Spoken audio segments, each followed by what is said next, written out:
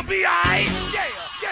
Cause me and my clique, we don't give a fuck. Trick Daddy, good job today. Let's go. If you want it, you can get it. Let me know. I'm about to break this thing up. Let's go. If you want it, you can get it. Let me know. I'm about to break this thing up. If you want some, come get some. Good evening, ladies and gentlemen, and welcome to FTW Future Focus. It's going to be a packed show today. I am your not-so-humble correspondent, Robert Black, and underneath me is the silent but deadly man from Chicago, Illinois, and he has about as much use for women in pro wrestling as I do for razor blades. He is Marvelous Marcus Buckley. How you doing, sir? What's up, everybody? Good to see you this week. And to my side is the founder of our feast, the president of FTW Network, my pal and friend, one hell of a promoter and a great independent professional wrestler. He is the mastermind, Bobby Rogers. How you doing today? What's up, guys, ladies and gentlemen? Here at the FTW Future Focus, we will be going through a lot of changes. I hope you guys like what we got put forward to you coming up in the future. We have some changes in personnel as well. We would like to say thank you for your services, Ty Nickerson. Thank you for your services, Tony and Motown Island. They moved on. We do have someone joining us, probably starting next week.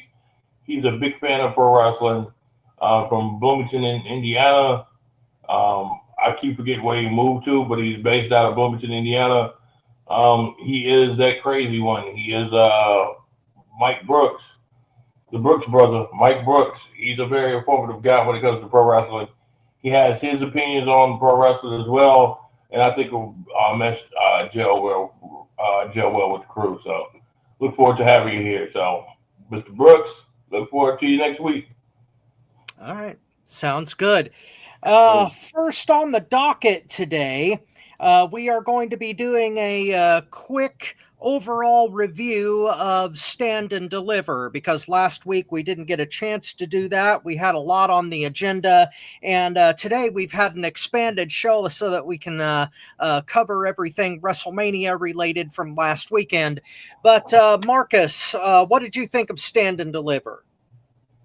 Honestly, it's the best show WWE put on this past weekend, as far as I was concerned, top to bottom. These guys, well, I guess I can't call them kids because some of them are, been around for a long time. But I mean, they really exceeded my expectations. Week to week, I think NXT shows. I mean, sometimes some shows are better than the other, but overall, their shows are. The weekly TV shows are okay. But this pay-per-view, I mean, they really did well. I mean, I take my hat off to them. I really enjoyed pretty much just about every match there. You gotta excuse me. I kind of don't remember all the matches off the top of my head, but I just remember overall, I thought it was a great show. Well, I really could not have said that any better myself. And I had the matches written down, but unfortunately I can't find them in my notepad because there has been so much wrestling over the past week that I would have to flip back like 3 or 4 pages and kind of get lost like I did last week. However, Stand and Deliver was tremendous, and for whatever reason, they deliver on pay-per-view when or PLE or whatever you want to call it, when the main roster does not.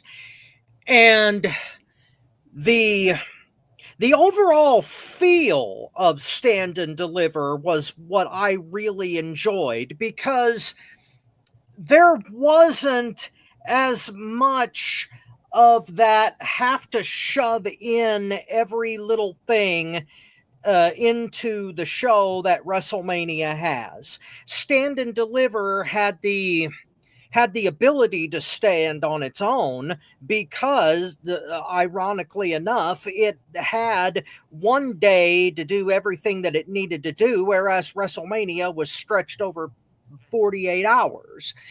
I think that was a factor in it, as well as the style clash. I don't know whether Triple H is completely out of the process when it comes to booking NXT, or if he and Sean do it together, or one supervise. I don't know. But if Shawn Michaels is the guy who is responsible for NXT's booking, then he should have Triple H's job. Based on what I saw for Stand and Deliver, Sean is the guy who, maybe it's corporate interference to give Triple H the benefit of the doubt that maybe, just maybe, all of this is coming from above his head, like I've been saying for a couple of years now, and that Triple H doesn't truly have complete creative control over the product. But whatever the hell they are doing in NXT needs to be company-wide. All of it. But Stand and Deliver was awesome. Couldn't get enough of it. And we'll get to the circumstances behind the main card in a minute. Bobby, what did you think? I'm telling you, I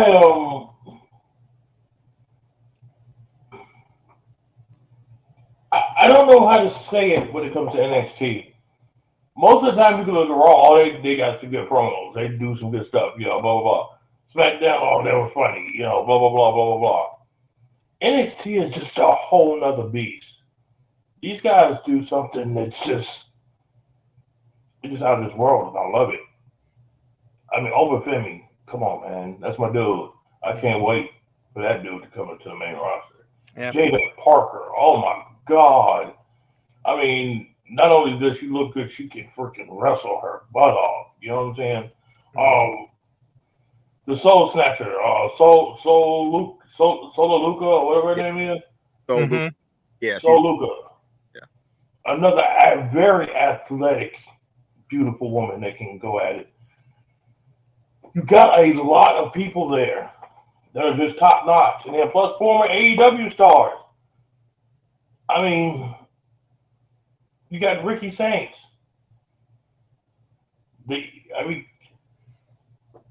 I seriously, and I got to make a confession. Rob, you're going to kill me when I say this. I was worried that Ricky Saints was not going to make it in WWE.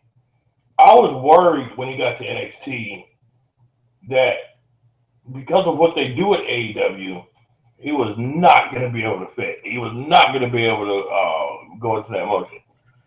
And to tell you the truth, him and Ethan Page had just turned it up to another level.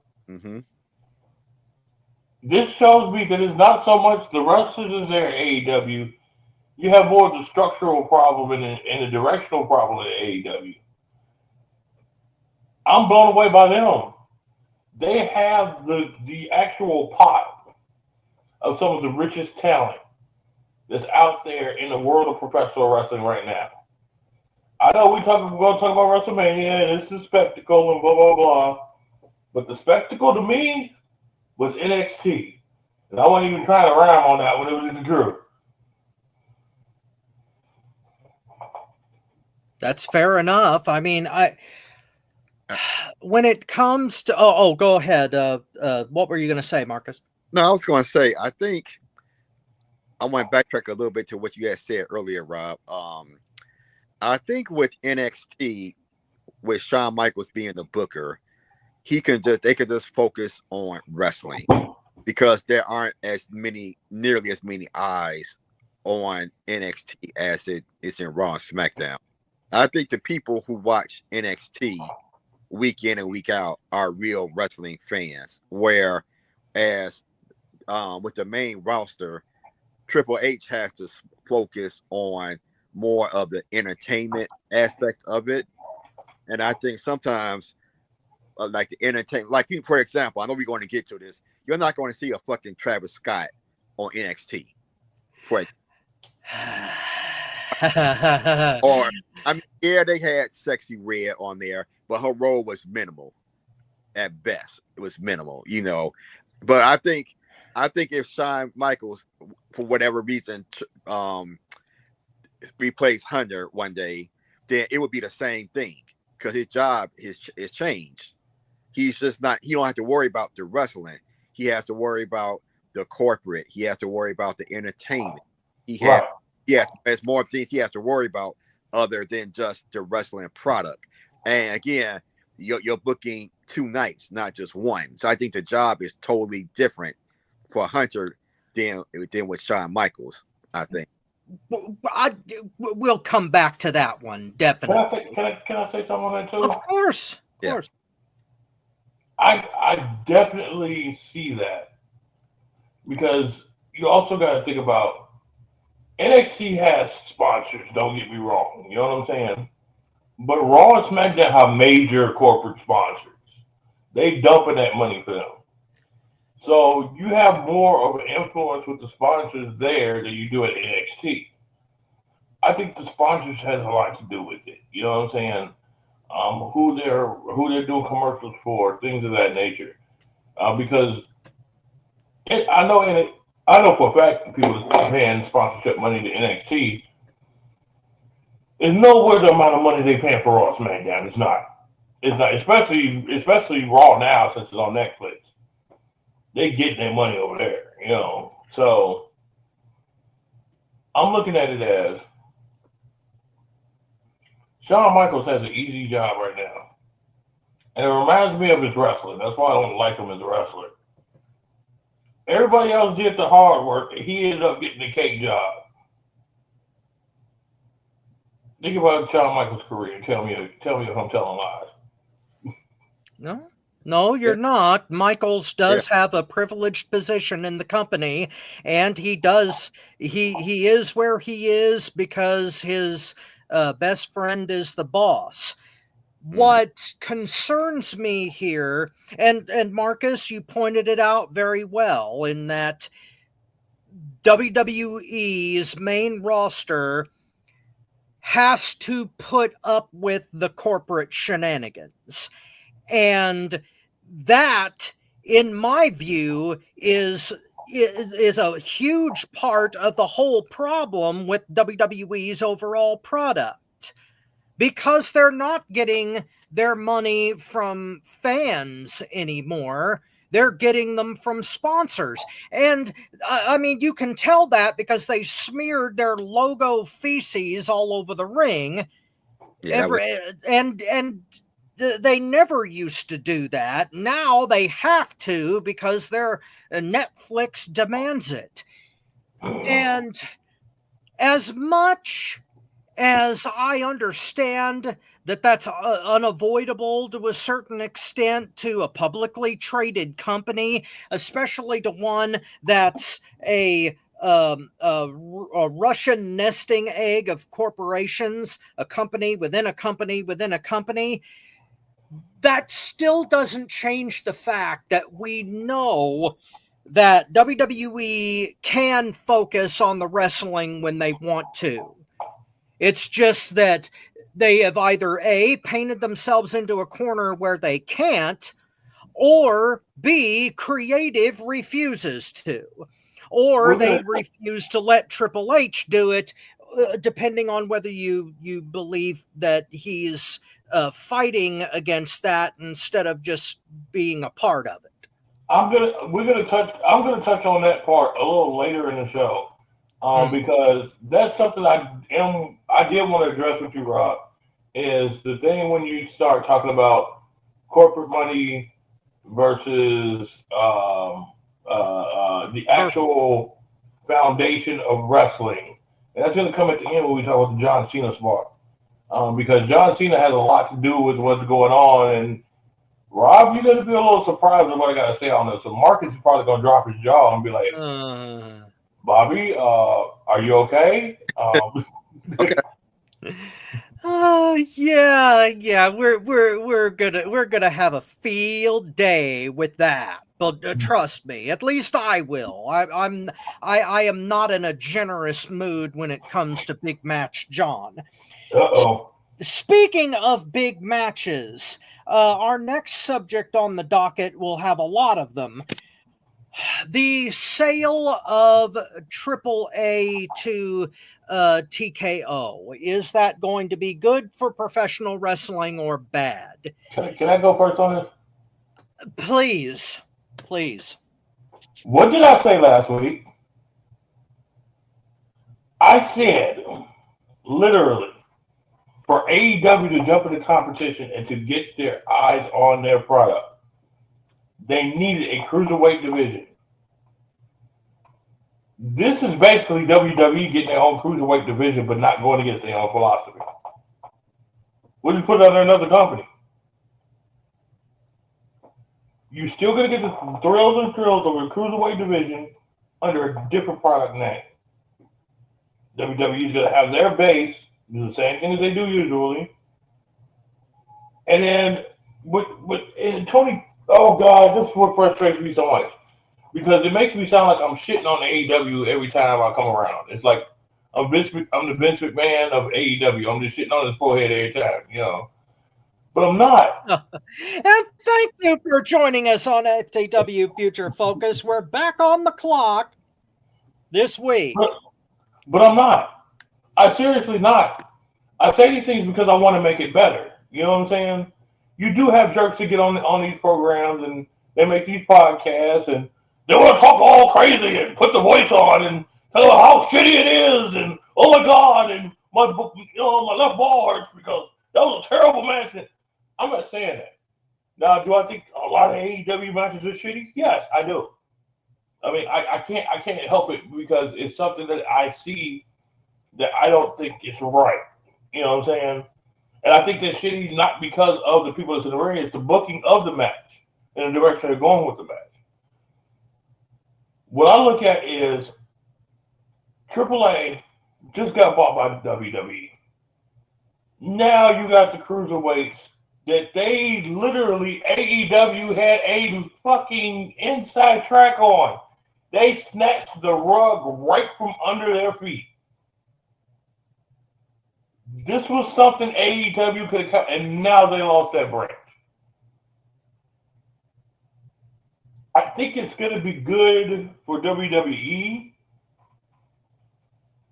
I don't think they're going to ruin the AAA product. It's going to be better production. I know that. It's going to be better, probably storyline telling.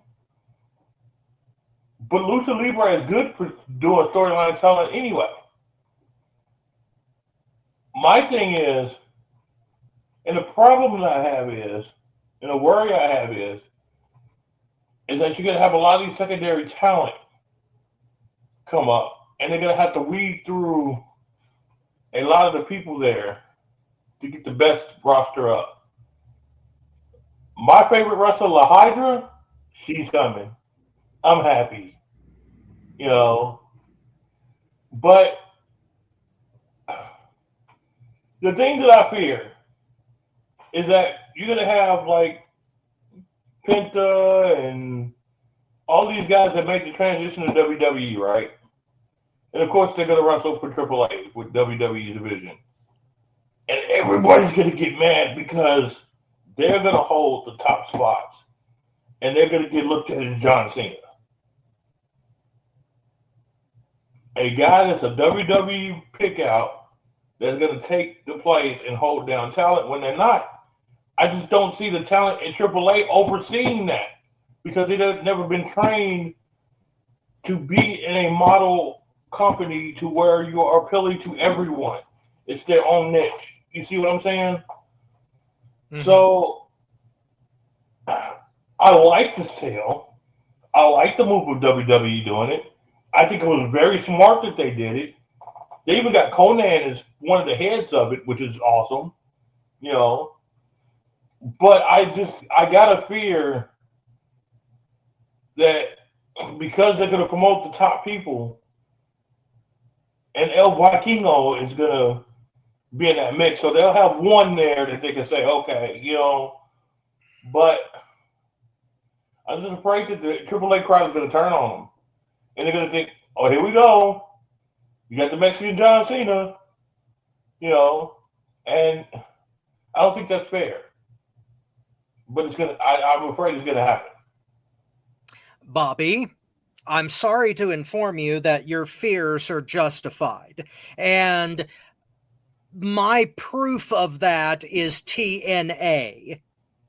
So if the relationship that AAA is going to have with WWE is going to be like the relationship that TNA has, then AAA is not only going to get watered down, not only are they going to become more sizzle and less steak, but they are going to basically be treated like WWE Espanol. They'll be WWE Trace, basically. They'll be underneath NXT. Can I ask you a question though? Yeah. And Marcus, chime in on this one answer this with me. Okay. I see the same thing, but don't you think that puts them in a better position than they originally were in? You see what I'm saying? No, absolutely not. Because as an independent organization, they could create their own style and make their own moves and make their own deals. Now, as part of this Russian nesting doll organization that Endeavor is set up through TKO, they're going to be treated like WWE's closet. They're going to. I mean, you remember what happened to OVW under Cornette, and he covered that on his show. Yeah, I remember that many times. Yeah. That's what's happening to TNA right now, and that's what's going to happen to AAA under this plan. And WWE is trying to do the same thing with the independent organizations through the ID thing that they started. And it's not that AEW dropped the ball with anybody. They've still got partnerships with New Japan and CMLL in Mexico and other places around the Rev Pro in England and those places. That's a co-op. Tony Khan doesn't own those organizations. He's just doing business with them. At least not yet. Well, okay, at least not yet. And if he did, it would be a huge mistake. And if he ends up having to do it because WWE buys up every single organization except AEW, then that proves my point. They want their monopoly back. They don't give a damn about making their own cruiserweight division. They could have done that. Yeah, I mean, they're already supposed to have that with Speed, which they ignore, but they're trying to backdoor their way into getting back their monopoly, trying to shut down free agents and independent organizations all over the world so that AEW can't do business with them, and B, the Forbidden Door concept can be hijacked. And this is bad. Like I said this last week, this is bad for everybody across the board, especially WWE, because eventually, if they do get their monopoly back, we're going to be right in the same rotten ass place we were in the 2010s. Everything will be bland. Everything will be corporate. Everything will be controlled by the big bad TKO corporation, and fans will leave in droves. Marcus, do you agree with that, or am I full of shit here? No, Rob. You know what? And when it comes to this, you had a colonoscopy, because I completely agree with you. Thank you for joining us on FTW. Get the camera. Wow. Yeah, because I mean, I think that, like, Rob, I agree with you. I think the whole point is what WWE get their. I think they want to eventually run AEW out of business. They're competition. They're not. I don't think they're good competition, but they have TV and they have an owner who's willing to throw around money. So that's competition. I think they're trying to get New Japan. You know, Rock wore that T-shirt on that interview. That wasn't an accident. Mhm. Rock does nothing by accident. Nobody in WWE wears another company's T-shirt and on by accident. No, I think that's Hold something. on, wait. The Rock did make a movie by accident because that was terrible. I can't think of the name of it, but he made that movie by accident. Yeah. That movie was terrible. Well, yeah, but he stayed off the WrestleMania card on purpose. But we'll get there. I'm sure whatever that big ass check was, he cashed out on purpose. Well, good point. Yeah, for whatever it was. But the problem for me is if I really felt like WWE going to be like Endeavor, where they brought UFC and they let Dana White run it, and so UFC can still be UFC, then I'll be all, okay, that's fine. I'm scared that WWE is going to make AAA at every other place more in their image. They're going to lose their. No, go ahead, Rob. Well, Marcus, that is a very good point, but I think that just to mention something, I believe that UFC has been allowed to run independently for only one reason: it's more popular than WWE is right now, and since it's making more money than WWE theoretically, I don't know the books, but since UFC is the more popular brand, they're being left alone. If that changes, then they'll screw Dana White in a millisecond. Okay, but go with your point. But see, on that point, here's the thing.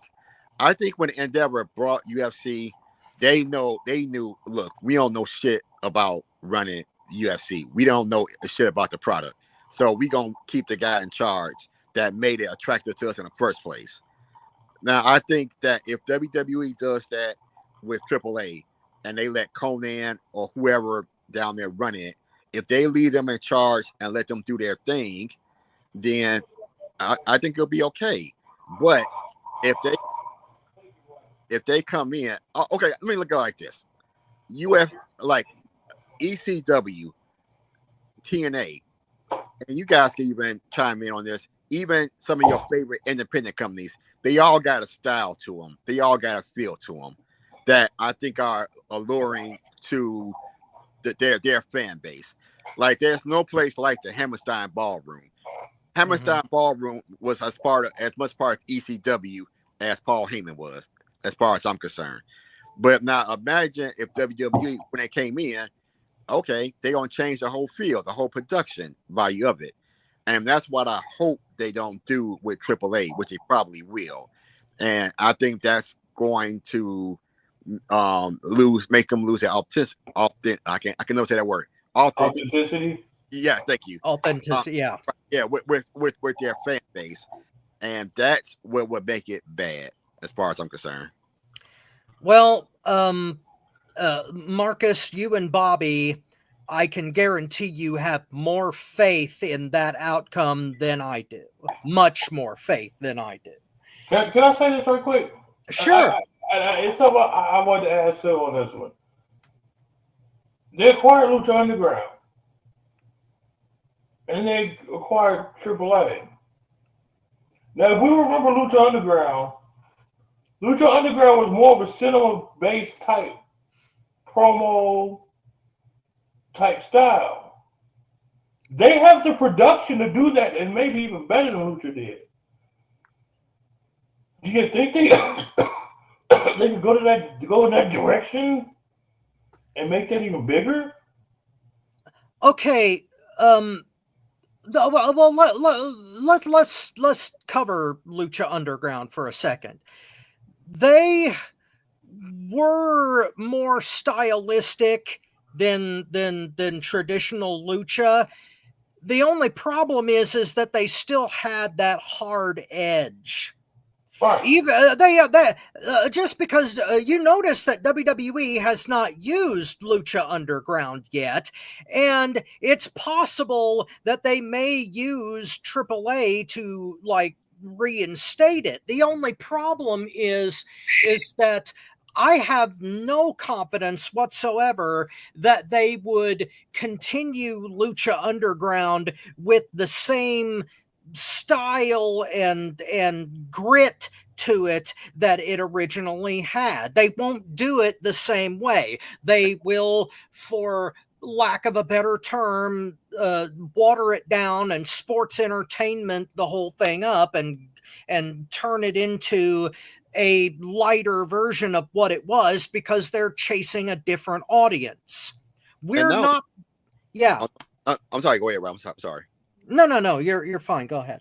No, not only that, they believed in intergender matches in Lucha Underground. Right. And their women were bad. Their women there were. I enjoyed watching their women. I know that's hard for some people who don't know me that well. Can say Sexy Star, Evil East were two of my favorites. Them were some badass women. But Sexy Star screwed herself though, man. Well, yeah, but I'm just saying her toughness. That the way, I mean, them women fought. I mean, they were as bad as some of the dudes. I don't see that ever being a thing in WWE. No, well, see, Lucha Underground pushed the envelope. WWE never pushes the envelope because they think that it will cost them money. They think it will lose them sponsors. Rob. Well, this is what I'm saying. Think about this. And this is something I try to explain to you all the time, and sometimes you get it, and sometimes you look at me like I'm a Chinese prostitute. Thank you for joining us on FTW Future. Wow. What's time to do? You think I'm a chocolate Rio? You trying to kiss me? But anyway. Thank you for joining us on FTW Future Focus. Good Lord. Seriously. Go ahead.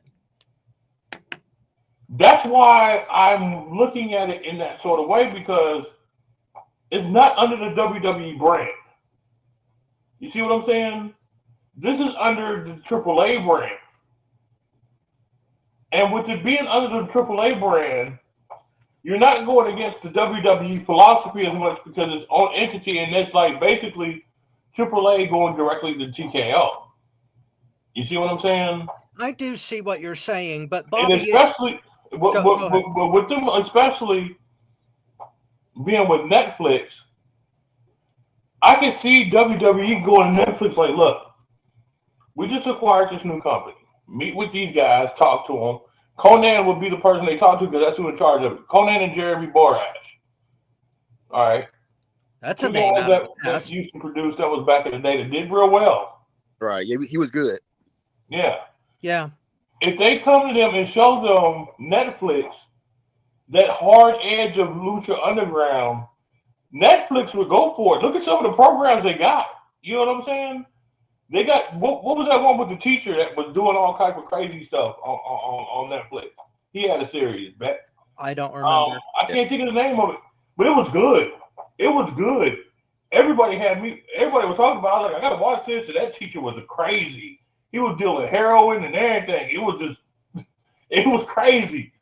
You know?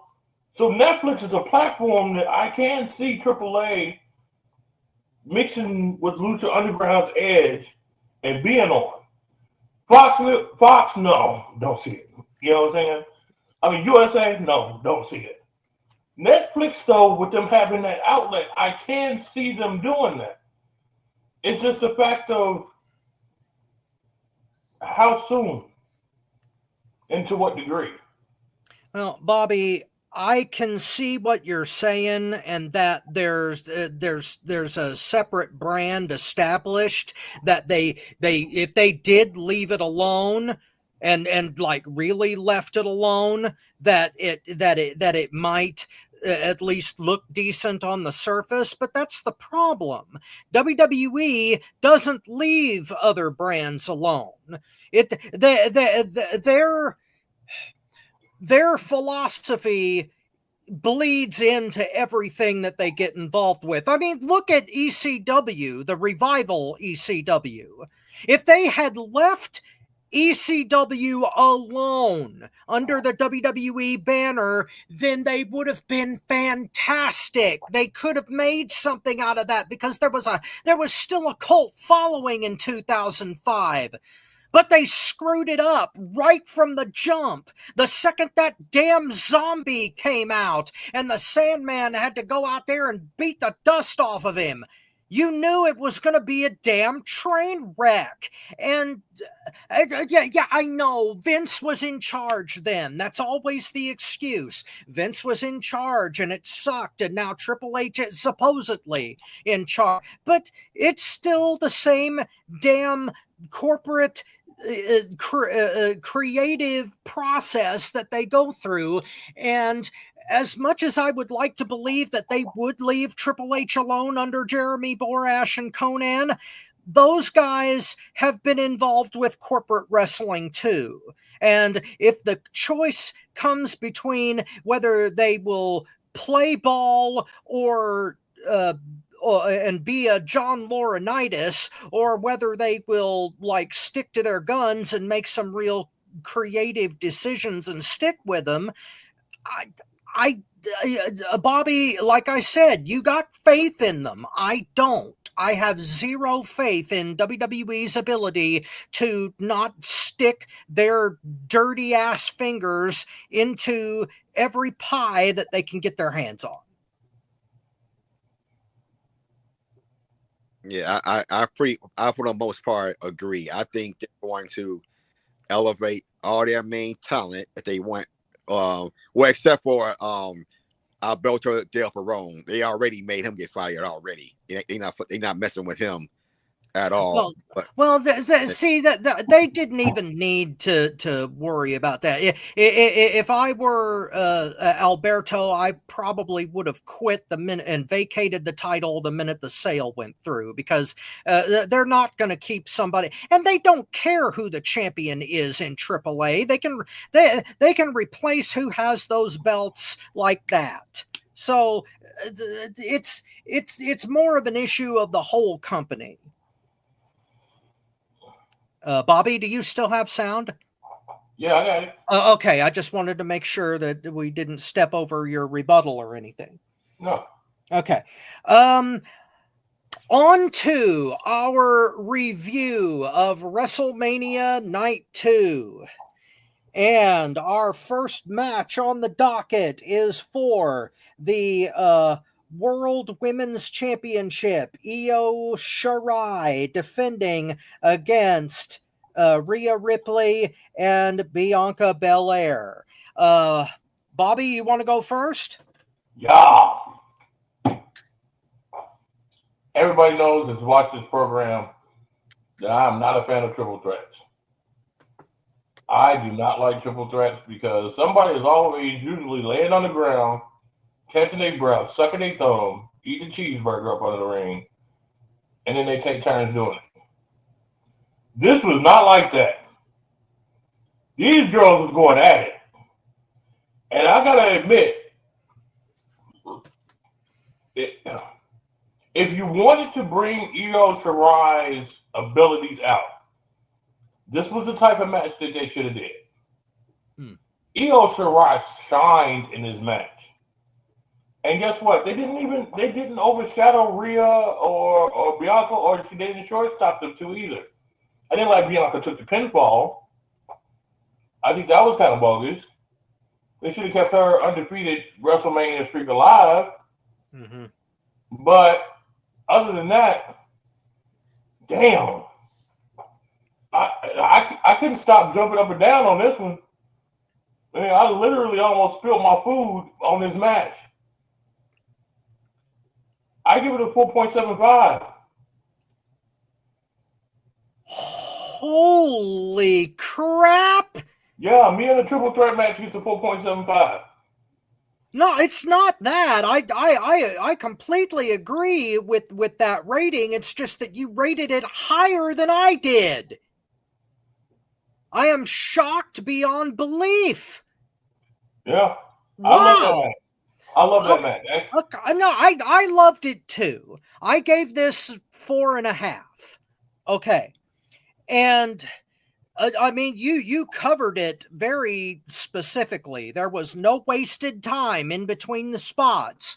There was no real rest period between the two, except deliberately when Rhea and Bianca tried to like literally shove Io out of the match like they didn't care she was there, and it backfired on them, and that played into the story behind the match perfectly.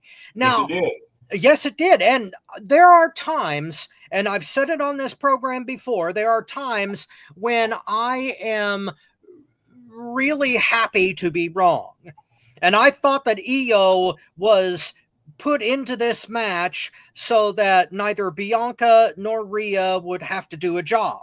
And as it turns out, Io kept the title, which was a very refreshing and good thing for me because I mean the taking the title off Rhea right before WrestleMania didn't make any sense to begin with, but they did it anyway.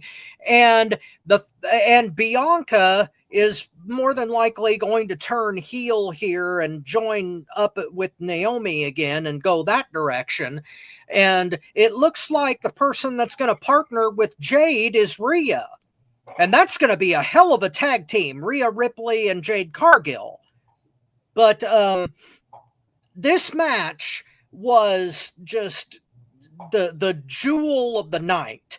I will give it 4.5 because the only problem that I really had with it was a few pacing issues here and there, and there were a couple of botches, but other than that, it was a great match. 4.5.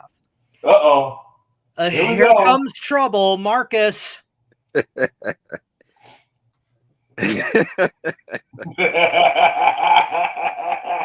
Well, I hope Mama Motown's listening. Hi, Mom. 4.5. Wow. I really enjoyed this match. This is a difference for me between WWE pay-per-views and AEW pay-per-views. This match did not give us everything in an opening match. You know, we didn't have weapons. We didn't have a bunch of shit on the floor. Yes. We didn't have a bunch of kickouts. Yes. But we would have saw in a 3-way match in AEW's opening match. Yes. You know, Preach. They didn't have, the only noticeable long break I saw was Rhea took a little one, and I could forgive it because you always got to have the one-on-one match here and there, so I can completely excuse it. But I mean, I thought the pace was great. I mean, it wasn't a long dull headlock for 2 minutes and all that kind of shit. I mean, these women were going back and forth. I thought Io was the star of this match, and I did not think that was going to be the case. But to me, she was the star of this match. Yes, she was. I mean, that when she hit her head on that ring post, I was like, oh god damn, that was was an amazing spot. Yeah, that was a thump right there. Now, I'm going to touch on Bianca taking the pin later.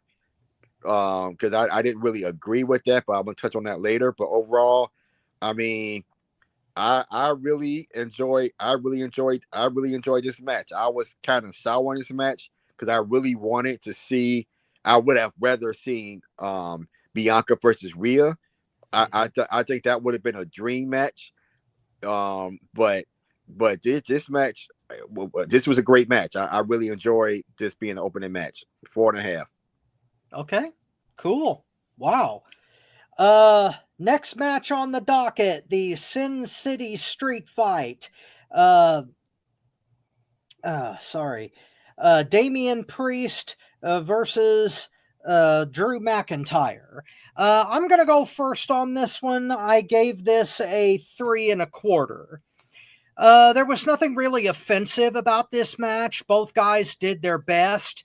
My biggest problems with it were there are three biggest problems with it. Number one, the pace was just way too damn slow. You got two big guys out there who can move and have great athletic ability, but they toned it down. Number two, they went out there and they had a generic hardcore match.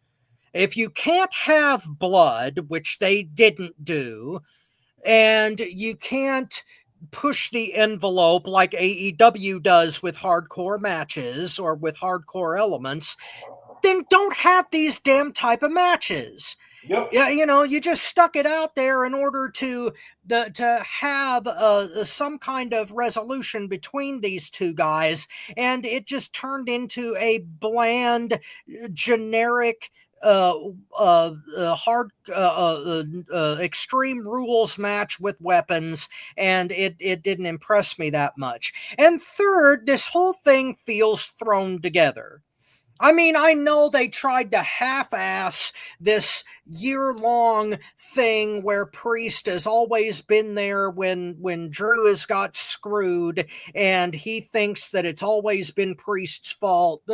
Fine and dandy, whatever makes you sleep at night. But the fact is, they didn't have anything else to do with these two guys. They didn't want to push either one of them anymore, and so they got stuck in this match for the sake of WrestleMania, and there was nothing offensive about the match, and they did everything well. It's just, there was no substance behind it, and it just felt to me like they were going through the motions. So 3.25 for this match. Marcus. I also gave it 3.25. I mean, Rob, you pretty much touched on everything I was going to say. To me, this match didn't need to be a street fight or no key DQ or whatever the hell it was, because it wasn't very violent to me. I mean, I don't expect two guys at this level to do ridiculous spots and things like that. I wasn't expecting that. But I mean, I did expect more weapons or violence or something like that. Mm-hmm. If it's going to be like a true grudge street fight type of match. I mean, I agree with you. I thought the pacing was kind of slow for that type of. If it was a regular match, I thought would have been fine. But I don't expect a lot of slow periods doing any type of street fight gimmick match. I don't really expect to see that. I mean, I did like the table bump he took, that Priest took doing old school, because I've been waiting for that to happen. As many times I've seen Undertaker do that shit, it's like, why don't somebody push this motherfucker off the rope? I mean, I've been waiting for somebody to do that for a long time. A wrist lock ain't that painful unless you got it in there real hard. But the thing that I love, and I know it's gonna sound like I'm bashing AEW pay-per-views, but the thing that I like about this particular match is the ending. You get, or was it the what does he call this? What does Drew call his finisher? The Claymore. Yeah, the Claymore into the chair. That's a finisher. Now we never would have gotten that in AEW. They would have had to do that about 3-4 fucking times before I got to be picked. You get kicked in the head. You get kicked in the head with a chair. That's it. 1, 2, 3. I was like, yes. Finally. That was something I said I definitely gotta bring attention to. You shouldn't have to kill yourself to get a fucking get a 3 count. And just that alone, I was gonna get this a 3. I gave it the bonus 2.5 just for that alone. But overall 3.25. Okay. Bobby, how you feel? I'm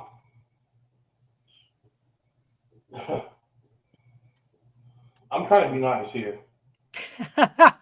To us or the match? The match. Okay.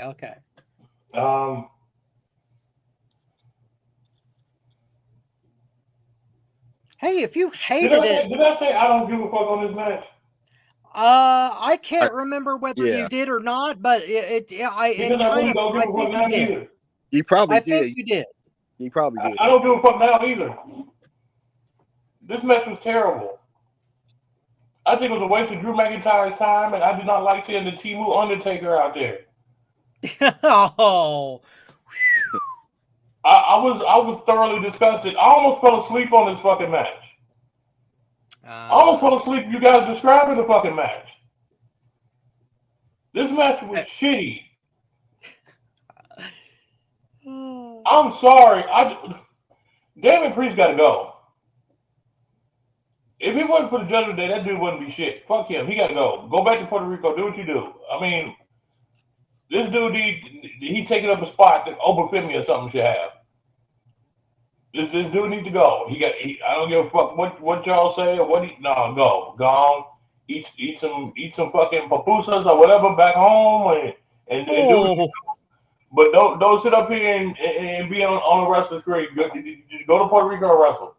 Wrestle in your region, because this is.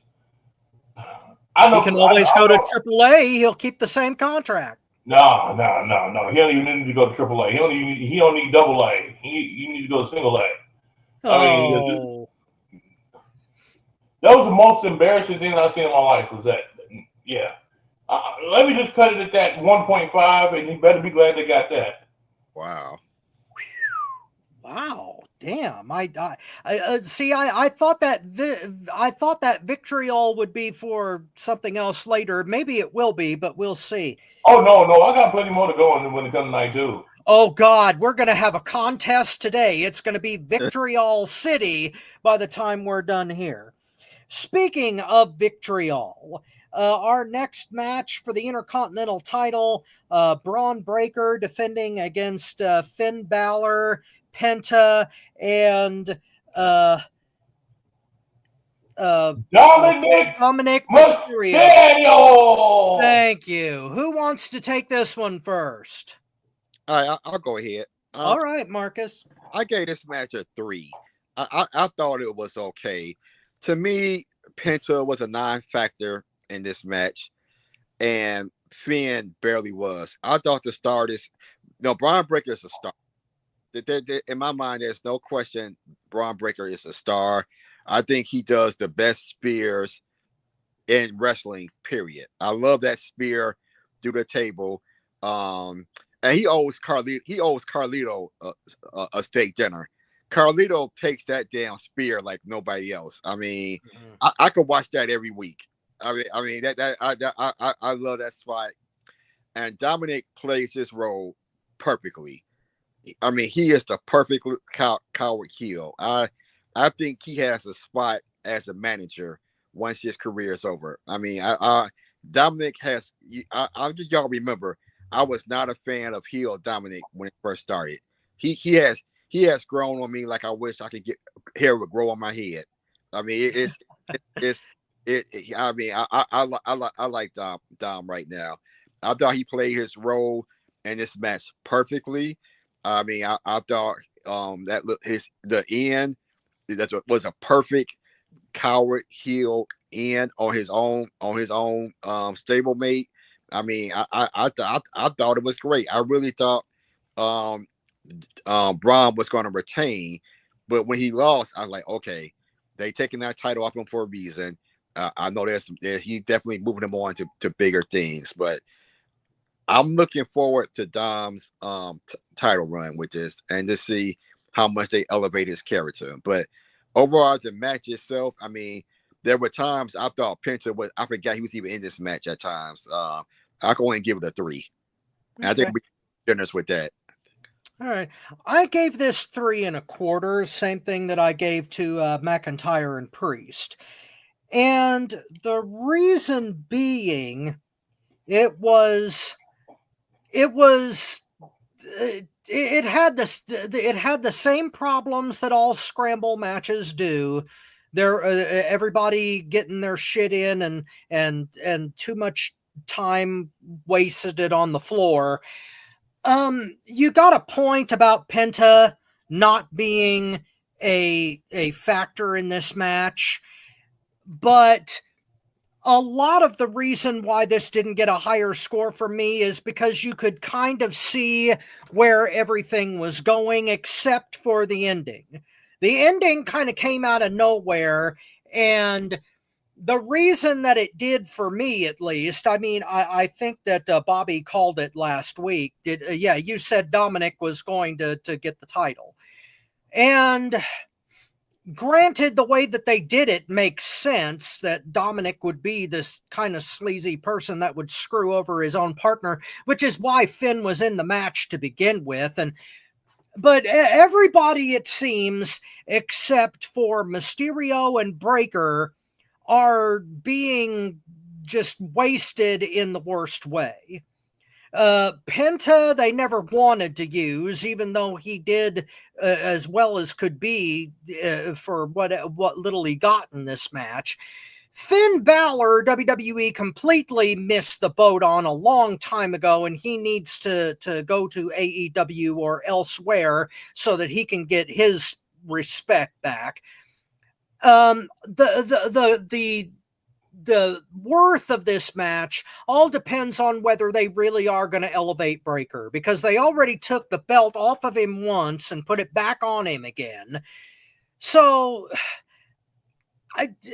maybe they're going to elevate Breaker, and maybe they're going to elevate maybe they're going to elevate LA Knight too. But given the creative's track record, I'm not really sure whether they know how to do that or are willing to pull the trigger on that yet, considering later things that happen in this card. But overall, the match was not offensive in any way. It was weird that everybody was cheering Dominic, even though he's supposed to be this uber scumbag heel. I don't know. The crowd was weird overall on the night, and we'll get to some of that later. But the match itself, 3 1/4, because with all of the problems that it had, it wasn't offensive. Bobby, how'd you feel? Man, this match had problems, but you know what? Dirty Dom got over. Dirty Dom got cheered. Dirty Dom made Liv Morgan cream in the pants to the back. What more can you ask for? I'm sorry. Dirty Dom did the thing. And Dirty Dom did what few superstars can do. Go out as a heel, get cheered, be appreciated. They celebrate a title victory that you get, and you walk back to that locker room. Think about the history of wrestling. There are very, very few wrestlers that have done that or can do that. You have Dominic Mysterio. I'm sorry, I got to get into him. He might be the best Mysterio there is that comes out. If this man is doing his thing, or he's a Guerrero, either one, we don't know. But my thing is, the match overall, though. I understand why Penta faded off in this one, because if he did too much, the focus wouldn't have been too much on Dominic winning. It would have been what Penta did. I get why he downplayed. All right? It was supposed to be a showcase of Finn Balor stepping up and being a true challenger, but trying to be a friend to Dominic. That's what the focus was. The other two were just play pawns in the game. Unfortunately, Finn Balor didn't do what he was supposed to. Finn Balor was the one that screwed this up. Oh, Finn was not showy. You know? And it sucked because it cheapened Dominic's win. I give the match a 2.25. And the reason why I gave it that low is because of Finn Balor screwing up on there that much, not showcasing Dominic like that. I understand Penta. I understand the other ones. Finn Balor screwed this match up real bad. 2.25. Okay. All right. Moving on to... Buddy! Oh, sorry. Oh, dear God. The special challenge match. Randy Orton versus the mystery opponent, which turned out to be... Oh, my God. Joe Hendry. Oh my God. Yeah. Okay, who wants this one? Rob, you about to bust. Go ahead. Dear God. I gave this a 1. 1 measly point, and all of that goes to poor Joe Hendry. I believe he's a jobber. Oh my God, what a absolute damned mess that this was. I mean, we were expecting something earth-shattering. Instead, we get the TNA champion coming to WrestleMania to get humiliated and jobbed out in less than 4 minutes, getting virtually no offense, and making both the company he's supposed to represent and the title that he holds look like absolute dog shit. Now, I understand that Joe Hendry's main function here was to audition for a new contract. That was the only reason he was there, and Randy Orton gladly obliged him. But this whole match was a waste of time, and it's my exhibit A on how WWE treats their partnerships. This match made TNA look like a storage closet.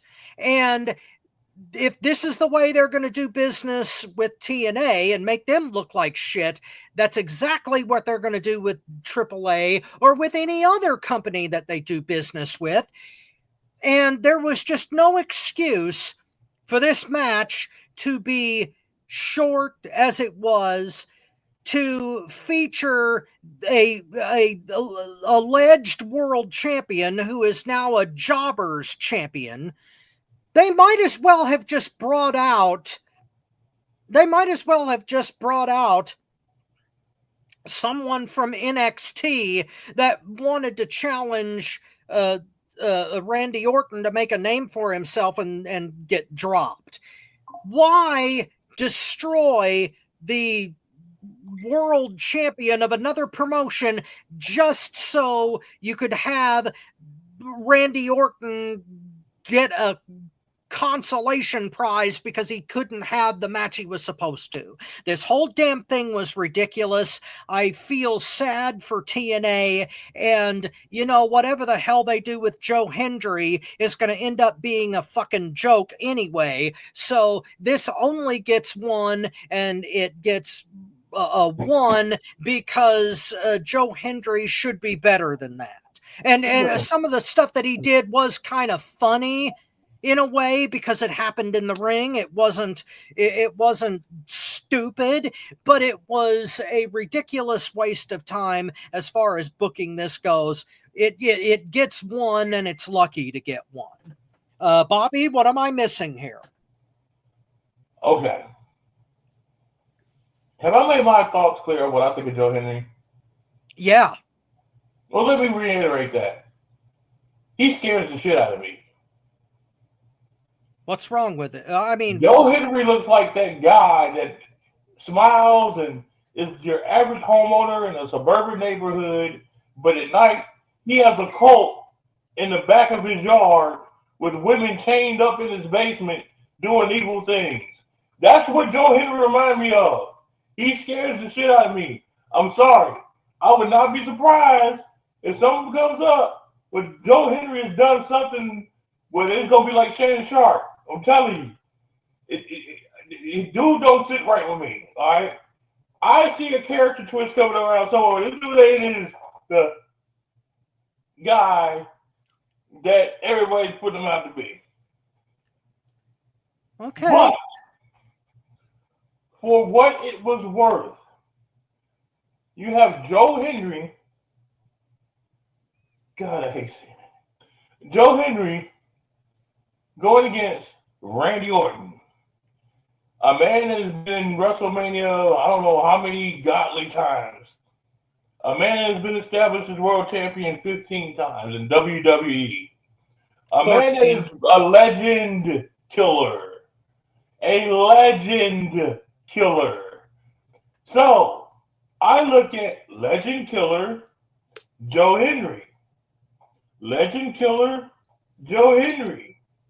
Then I look at comparison. Rhea Ripley, Rio. Oh. Rio. Ah. If Rio shouldn't be in a match no longer than 4 minutes with Rhea Ripley, how the hell does Joe Henry, without his coat at night, should be in the ring with Randy Orton more than 4 fucking minutes? You know what I'm saying? It just don't make sense to me. He did perfectly. He went in there, he did his thing, he got the pop, he got RKO'd. And then again, Randy Orton did his thing, got him up, gave him his props because he did well for the spot that he was supposed to do, and he got RKO'd again. I loved it. I absolutely loved it.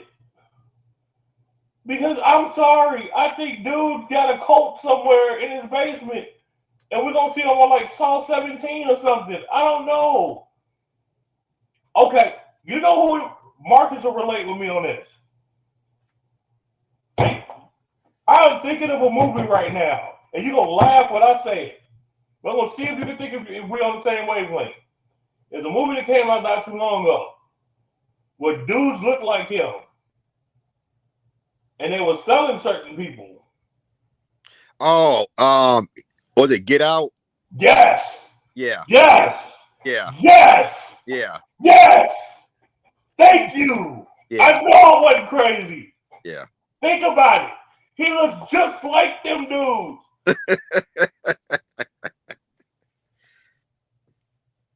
Match gets a 2.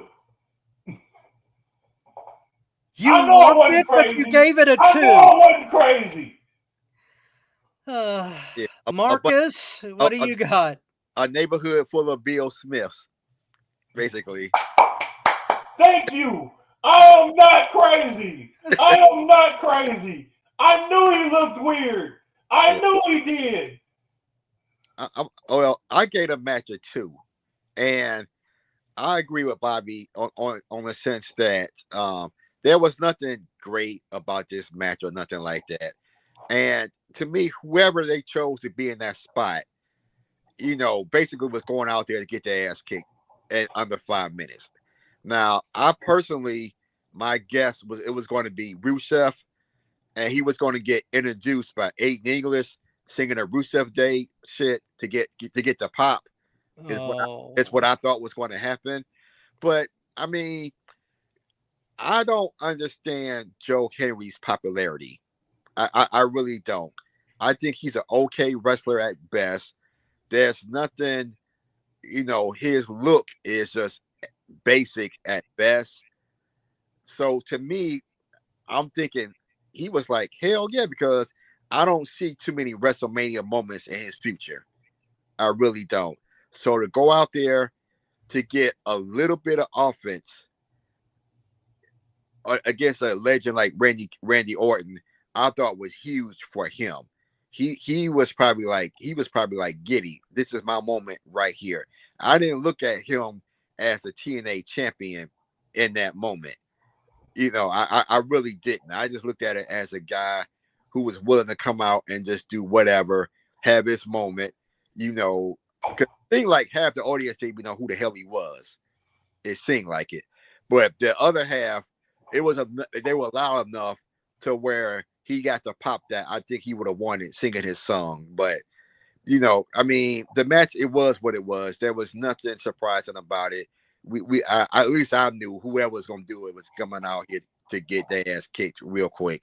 So for me, I can't give it more than a 2. Well, we sort of agree on the substance of the match, but I'm not going to defend Joe Hendry's gimmick. I do think that it's stupid, borderline creepy, and kind of ridiculous and pointless. But the whole match was pointless. He shouldn't have even come out there with the belt if he was just going to be a jobber to the stars and audition for his next contract. That's all I'm saying. Dude's a cult leader. I told you. Well, maybe he is, and maybe he's just a gimmick, or maybe he eats turtle soup out of an actual turtle shell. I don't know. I just know that that whole thing sucked. It wasn't funny. It was a waste of 4 minutes, and they could have brought anybody out there to give Randy Orton at least a halfway better match. Instead, they decided to humiliate this company that they're supposedly partners with, and that pisses me off. Can I ask you a question? Sure. But can we look at it as they gave Randy Orton an easy payday for WrestleMania? They did something nice. I mean, if that's the silver lining that you want to look at, sure, but I tend to see the glass half empty on this one. Or can we look at it as they gave a guy his WrestleMania moment? Yeah, and I see Joe Henry as having his glass in his basement half full at night when it's cold. That's what I'm seeing, because that dude, yeah. Well, irregardless of whether he actually drowns puppies in his spare time, what I'm talking about is the fact that it's not that Randy Orton doesn't deserve a WrestleMania moment, or that Joe Hendry doesn't deserve an audition. The problem is that WWE is obsessed with moments instead of substance, and that's a huge issue for me. Let me ask Marcus, what was that character's name again? Oh, I just made up Bill Smith. I don't know what his actual name was, but I just thought about the most basic All-American name I could think of. It's like a Bill Smith. Yeah, but that dude off Get Out remind me of that. I'm telling you. Well, you know, whether to me whether Joe Hendry is a native of the Village of the Damned is irrelevant. It just it gets a 1 from me because it sucked ass and I just couldn't stand it. Speaking of things I can't stand, next match: Logan Paul versus AJ Styles. Bobby, you can go first on this one because I think I know what you're going to say. Logan Paul training came out in this match. Technically, he did everything he was supposed to in this match when it came to AJ Styles. He hung with AJ Styles with a lot of other people that has been in the ring with him. Was this a glorious match where I want to jump up and down and say, oh my God, this was so good? No. But this was a match that showed Logan Paul's skills, though. Again, another audition match, I think. Because instead of Logan Paul going crazy, like, okay, I got nothing to lose, I'm going to get, whatever his name was, Roman Reigns, and then I'm going to go make a movie. You know what I'm saying? It wasn't like that. This was like, can he hang with the main roster doing our style and doing what he's supposed to do? And he did. Logan Paul is a talented individual. I can't stand him. I think he's a piece of trash. But Rick Rogers did some work with that dude. I mean, that man got skills. I gave the match a 3 right there in the middle because he did what he was supposed to. It wasn't phenomenal. But it got the job done to show how Logan Paul could react in the big stage, his technical ability in the big stage, and what he could do against a very, very high-quality wrestler out there and doing what he was supposed to, listening and performing at a high level. Okay. Marcus? I gave this match 2.75. I thought it was okay.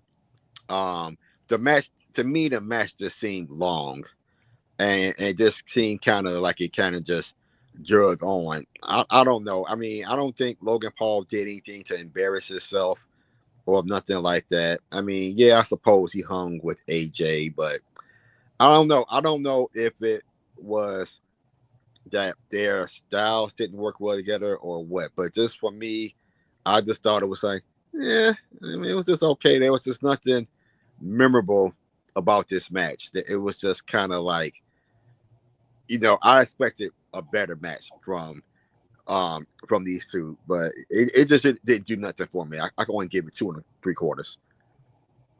Okay. Well, the Orton Hendry match, in my opinion, is where the show went off the rails. It went off the rails and it never recovered. Everything after that match, to my mind, was either mediocre or terrible. And this match, though it was not terrible, it was mediocre. Now, I will give Bobby some props here in that, yes, Logan Paul has some skill in the ring, but he is still green. It still shows. But AJ Styles worked him through a workable match. The fact that he had to lose clean in what will probably be his last WrestleMania is a travesty, especially to a guy like Paul, who probably had the most ridiculous entrance of the night. I mean, they thank God they toned some of it down this year. As far as like elaborate entrances go, they kind of backed off on that a little. But the ridiculous multiple camera split screen entrance thing they did with Logan Paul gave me a damned headache. And so did the ending, especially since they teased Karrion Kross, and they're probably not going to do a damn thing with him because they're not doing a damn thing with Styles. And that's again, a throwaway match, a throwaway feud, really, that was only put there, as Bobby said, an audition match for Logan Paul to see whether they can elevate him or whether they need to keep him a lower tier attraction that they only drag out every 3 to 6 months. I would prefer that that's what they do, but at the same time, AJ gave this as much substance as it could possibly get, and so I gave it 2 stars for AJ's benefit. So, 2 stars to AJ Styles in recognition that this is probably his last WrestleMania, and I hope, like Finn Balor, that he ends up in another company soon.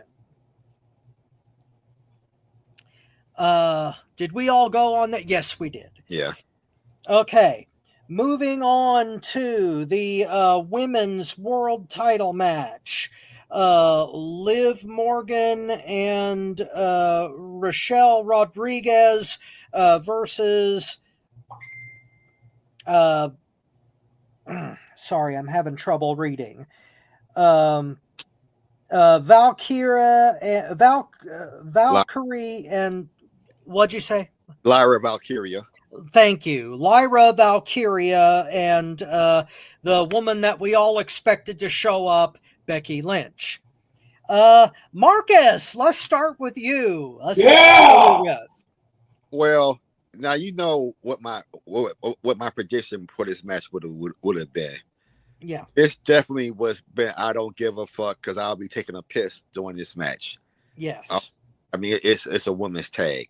And we all knew it was going to be Becky. I didn't care about Becky coming back or anything like this. Again, another match with 4 individuals thrown together. Lyra Valkyria does nothing for me. I really don't get her. I think her wrestling is at best average. She has 0 personality. I mean, I just don't get her. I mean, I watched this match last night, and one of the reasons I did it, so I could fast forward. So I'm gonna be honest with you all. I pretty much fast forwarded to the end of this shit. I pretty much did. So basically, I'm only going to get this match from the part that I saw was 1.5. I mean, this is the one match where I don't have a lot to put on, like input given this match because I wasn't going to sit through this bullshit. I just really wasn't. 1.5. Wow, Bobby. I think in this match, I just vote. I don't give a fuck. So no rating at all. And guess what? I still don't give a fuck. Well, that's why. After a week from now, I still don't give a fuck then either. Yeah, I should have given two. Yeah. Fuck the fucking feathered feline, whoever fucking Valkyrie. Fuck that bitch. Fuck every competitor in this match for having a fucking match. And fuck Becky Lynch for ruining my fucking night coming back.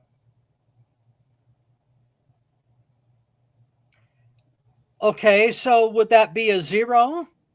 -3. Damn, okay. What? Mine is 0-2 then. Shit. Fuck it. Yeah. Wow. Okay, so we got This two. match was more shittier than Vince McMahon and the chick. Oh, thank you for joining us on FTW Future Focus. But fuck Valkyrie. I'm gonna come out here with these fucking golden feathers. Well, Shut up, Bobby. Shut up. You know, it's like she tried. Do y'all remember He-Man and a sorcerer? yes. That's like Yes, you're right. She did kind of look like that. In fact, I watched a few episodes of He-Man today because I'm a big old child. I can't stand that chick. He-Man or the Sorceress or Valkyrie? Valkyrie. Oh, okay. I don't get her. At least the sorceress looks like she can fight. Well, yeah, she can also turn into a bird and shit on your head like a McMahon. And thank you for joining us on FTW Future Focus. Now, you know that was foul. What? You know that was foul. That is, yes. Actually, I was a little bit kinder to this match. I gave it a 2.75.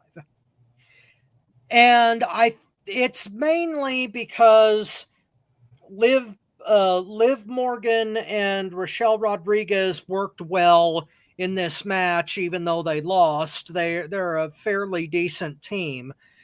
Valkyrie is okay.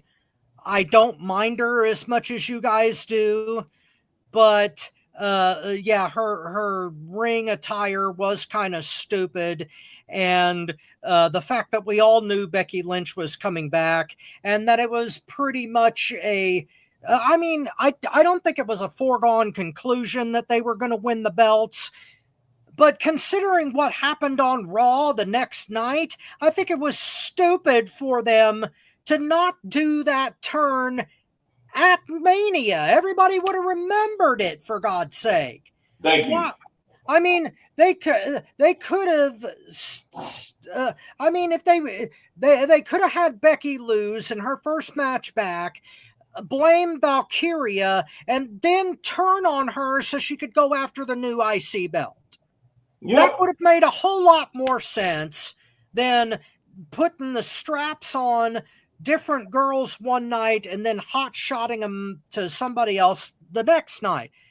I don't know what the hell they were thinking with that ending, and with this whole match as the jumble as it was, it couldn't get more than 2 3/4 for me. It wasn't an offense against man and God, but it wasn't very good at all. And now we come to the nitty-gritty, the main event of WrestleMania Sunday, the end-all, be-all of human existence, the shining jewel of everything satanic. John Cena versus Cody Rhodes for the undisputed WWE Championship.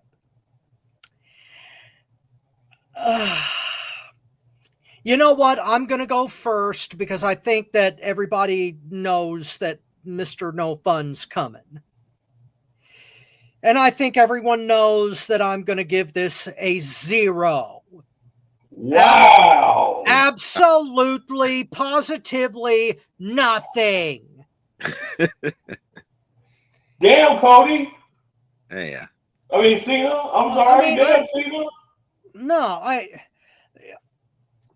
the excuse that's being made is that Cena was trying to punish the audience by deliberately having a bad match. And I think that's absolute horseshit. The man has hardly ever been capable of having a good match unless somebody is in there to carry him. That has been Cena's entire career from debut to now. He has been in the ring with great athletes that have made him look good because they were supposed to. And that is one of John Cena's biggest flaws in the realm of professional wrestling or acting or any damn thing else. The fact that this match had the heartbeat of a elephant with diarrhea, and is the fact that Cody basically had to carry this whole damn thing up until the end, and the fact that he more or less jobbed clean because a damn rapper came down to the ring. The only redeeming quality of this match is that The Rock didn't show up. And everybody is bitching and complaining that it ruined WrestleMania, that The Rock didn't show up and he injected himself into this match. Folks, the only thing that would have helped this match is if it didn't fucking happen. That's the only thing that would have helped this piece of shit. I'm sorry. John Cena has been overrated since the day he started, and he will be overrated for the rest of his days. And the fact that WWE's acknowledged record for Ric Flair has been broken, especially by a match this shitty, is an insult to Flair. It's an insult to professional wrestling, and it is proof positive of what I said about Cody all along. You know why Cody is taking a vacation? Because it spares him a few months before they start jacking him down the card until he's Stardust again. They've been waiting for a whole year to do this to the man. I don't have any sympathy for him because he re-signed with him. He made his bed. He knew what he was getting into. They were going to put him back in the trash bag eventually. But his merch sales bought him a year. But this whole entire thing makes me want to puke. I don't care that the audience turned on Cody. Apparently, they were passing out strong crystal meth during this show to get people to cheer for the wrong fucking person.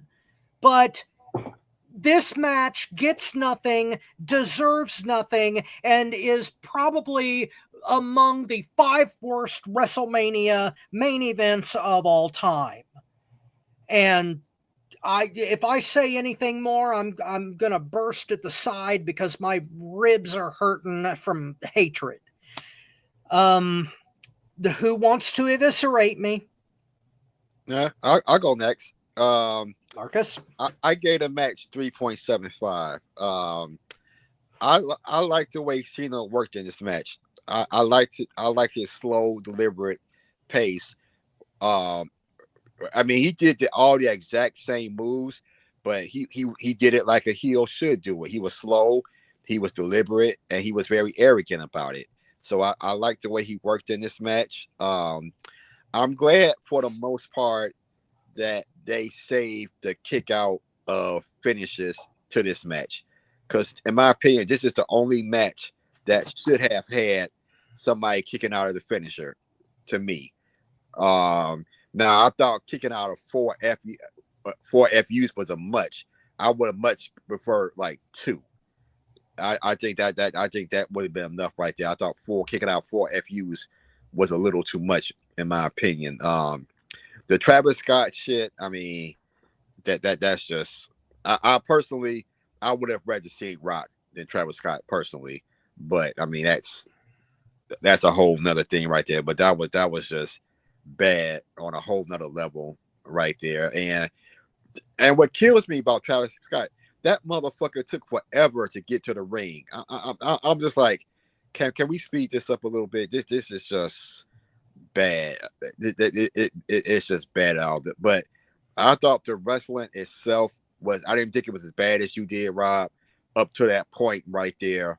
But I'm interested to see what they're going to do with Cena's heel run. Personally, I am interested in it. But I go 3.75 for me. Okay, Bobby, how wrong am I? I see what they're doing, and it's smart. Will it work though? I don't know. I like this in a subtle way. For me personally, okay? Let me say for me personally, I like this. As a business decision, I don't like it. I see a lot of things that it can flip out to where Cody loses.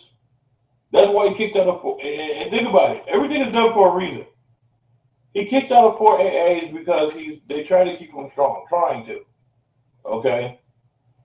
And later on in the year, Cody's going to be the one to beat John Cena.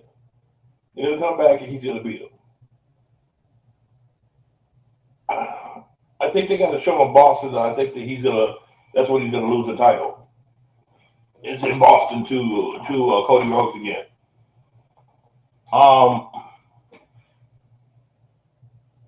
Cody did his job if they're going in the direction that I think they're going. The problem with this is they switch so much at times in the middle of the story till you don't know which direction they're going. But from what I see, it's going to be an uphill battle. Of course, he can't go directly back to Cody. Cody's and that's why Cody is taking his leave and taking a rest right now. Because coming around the end of the year when it's time for Cena to retire, Cena's going to dominate till he's going to leave with the title, blah, blah, blah, blah, blah. He's going to try to pull his inner CM Punk out. You're going to have Cody said, no, we ain't having that. Travis Scott is going to come out. It'll take him 5 minutes to get to the ring. He's going to get knocked out with something. Cody's going to get knocked out. Cody's going to knock Cena out with something. And he's going to save professional wrestling by winning that belt back and telling John Cena to kick rocks. And I think there's going to be a platform to where a week or two later, Cena's going to come out and congratulate Cody and say, he made me see the error of my ways. I see that. The problem I'm having, though, is the match itself. Cena did not belong in that ring. He's got 27 appearances and hopefully 2 matches. I'll deal with him talking trash on the mic all day as long as it's one match, which is against Randy Orton, and the next match and the only match he needs is against Cody to get that belt back off of him. He don't need to be in no more matches. This was the slowest John Cena I've seen in my life. He used to hit them ropes to do the 5-knuckle shuffle like, okay, he wasn't Braun Breaker. All right, he wasn't Braun Breaker, but he would hit them ropes. This was like, I barely want to touch the ropes. You know, there's a lot of things that's different about Cena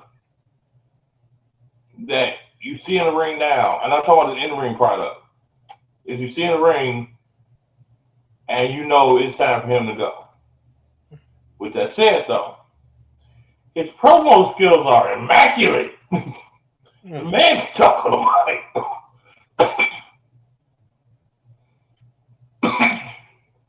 I would have chose a different path for him. But this is what Cena wants to do. Cody Rhodes lost. Cena's threatening to run wrestling, which he already has, basically. I mean, 15 years ago, yeah. Well, I'm even saying now. And this is something that I want people to think about, honestly. Who was the first people to talk about killing the business? I'm sorry. Somebody else, not only Paul Heyman, but somebody else is behind the storyline. Because CM I mean, not CM Punk, but John Cena's acting like somebody. A combination of two people. Only they use some different storyline matter. But he's acting just like him. That's why I'm loving this match. I got to put it right there in the middle. It was a 3. Because it was things there to where this is more of a carryover match for the story than to end the WrestleMania as a conclusion. I honestly hope that I'm right in the future, in the end of this year, and there'll be that payoff, because I got to spread some of these payoffs throughout the year. You know what I'm saying? Can't have them all in one event. Hopefully this payoff will come at the end of the year when Cena retires, and you got him, Cody getting the belt back. But it's just, I understand why. Cena's a ticket seller. But he wants to stay in the main event so they can sell tickets. They put him against Randy Orton, it's going to sell out in St. Louis like a motherfucker. Backlash is going to sell out quick with Randy Orton going for the title against Cena. And this is a role reversal because now Randy Orton's the good guy and Cena's the bad guy. So now you got the role reversal going there too to make it interesting. I see a couple more opponents, and it's going to go back to Cody. Cody's coming back probably in October. And Cody and him is going to go at it. And Survivor Series, it might be the place where it actually happens. I give it a 3. Well, I mean, I said my piece, so I'm just going to let it go. But suffice it to say that I just don't think that this strategy is going to work forever. They can't keep relying on, I mean, Orton versus Cena could have headlined WrestleMania 15 years ago. And now they're reverting to this. Think about this, Rob. And this is why I thought you would have liked this more than you actually said you did. Cena's talking about ruining wrestling. Think about his interviews he had after that. To solidify something. You start over. The clock starts over. You have to find new superstars. And when you get a 10-4 belt, it still won't compare to what I have. Reason being is because he's trying to value as a heel his time and his sector into that ring as an era. It's the best time it has been. It got you to the Netflix point. Because if it wasn't for me, there'd be no Roman Reigns. If there wasn't no Roman Reigns, we wouldn't get to Netflix. So it was actually me that did all that and brought people there. Cena is playing a mind game that I'm loving personally, okay? Personally, I like this. Business-wise, it's like, that's a risk, But I think Cena's the man that anybody that can execute it is the guy that can do it. I like this because he is, with him saying start over, that means not only are we talking about starting the clock over on the championship, you have to also understand Cena's talking about also starting the clock over with talent, which goes to your point. Bringing the new guys in to show what they can do, and they take them spots on that roster. I think it's a warning to everybody on there that's an old school guy that your time is almost up. Well, we know that's what should happen. Whether it will happen or whether WWE is going to grab the cash cow by the teats and squeeze it until it dies is another question. I mean, WWE is chasing a casual audience, and they're doing exactly what Disney and Hollywood does. They counter program what their base wants to, what their fan bases want to see, and then when that fan base complains because they want a different audience than what their fan base is, they double down on stupid. And I think that, and I understand why you're interested in what they're trying to do with Cena. I just, number one, think that it's short-sighted and that they're trying to get as much money out of it as possible as quickly as they can and build this new phantom audience out of people that don't like wrestling that they try to trick into watching wrestling, and I think all of that is going to fail. And number two, it shuts out people who should already be on top, like Breaker, like Knight, and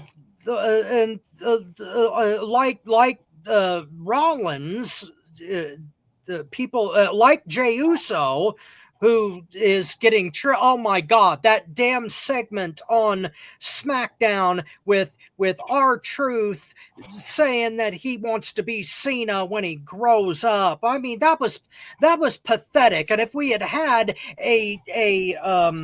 if we had a tap out this week for like this week, that's what it would have been for me. But anyway, moving on to our next segment, best entrance of WrestleMania. Mine would have to be Jey Uso at the very top of the card, the very top of Saturday night. That the entrance that Jay's got puts him in his own tier, and really it was like the only time on the card that I could stand for an entrance to be elaborate and take that damn long, because it's Jey Uso's thing. So I'm gonna say Jay gets best entrance. Bobby? Mine would be Bianca Belair. Oh, okay. I love that they had the girls there playing double dutch, and she's bringing the girls out the hood and to perform at a place like that. That was awesome. I'm giving Bianca Belair mine. Cool. It looks like Marcus, though. Well, yeah, it looks like we lost Marcus. Something may be going on with his phone. But we'll come back to him and get his entrance later. Biggest Mania tap out. Bobby, go first if you would. Yeah, so many to choose from. Oh my goodness, my mouth is watering. Hold on, here's Marcus. Marcus, what was your best entrance of WrestleMania? I'm gonna tell you, all of them were pretty underwhelming to me. I guess the only one that showed any kind of creativity was Tiffany Stratton's, as far as I'm concerned. Oh, the Barbie boxes. Okay. Yeah. I would not expect you to say Tiffany Stratton, dude. You know what? That just shows you how underwhelming they were to me. I like Bianca's. Yeah, I guess. Well, see, they backed off on all the elaborate entrances this year. Yeah. For Mania 40, they went all out with that, and it sucked. Because Because I was disappointed. I thought Dom was gonna have something creative, but you know, I was disappointed at his. So, Bobby, continue with your tap out for Mania. Mania weekend Priest. tap out. Damian Priest. I mean, what more can I say? That man, the Timo Undertaker just stunk up the whole fucking show. Wow. That's all I can say is Timo Undertaker, Damian Priest. Wow. Marcus, what was your tap out for Mania weekend? My tap out was, and I say I'll come back to this, it was Bianca taking the pin on this.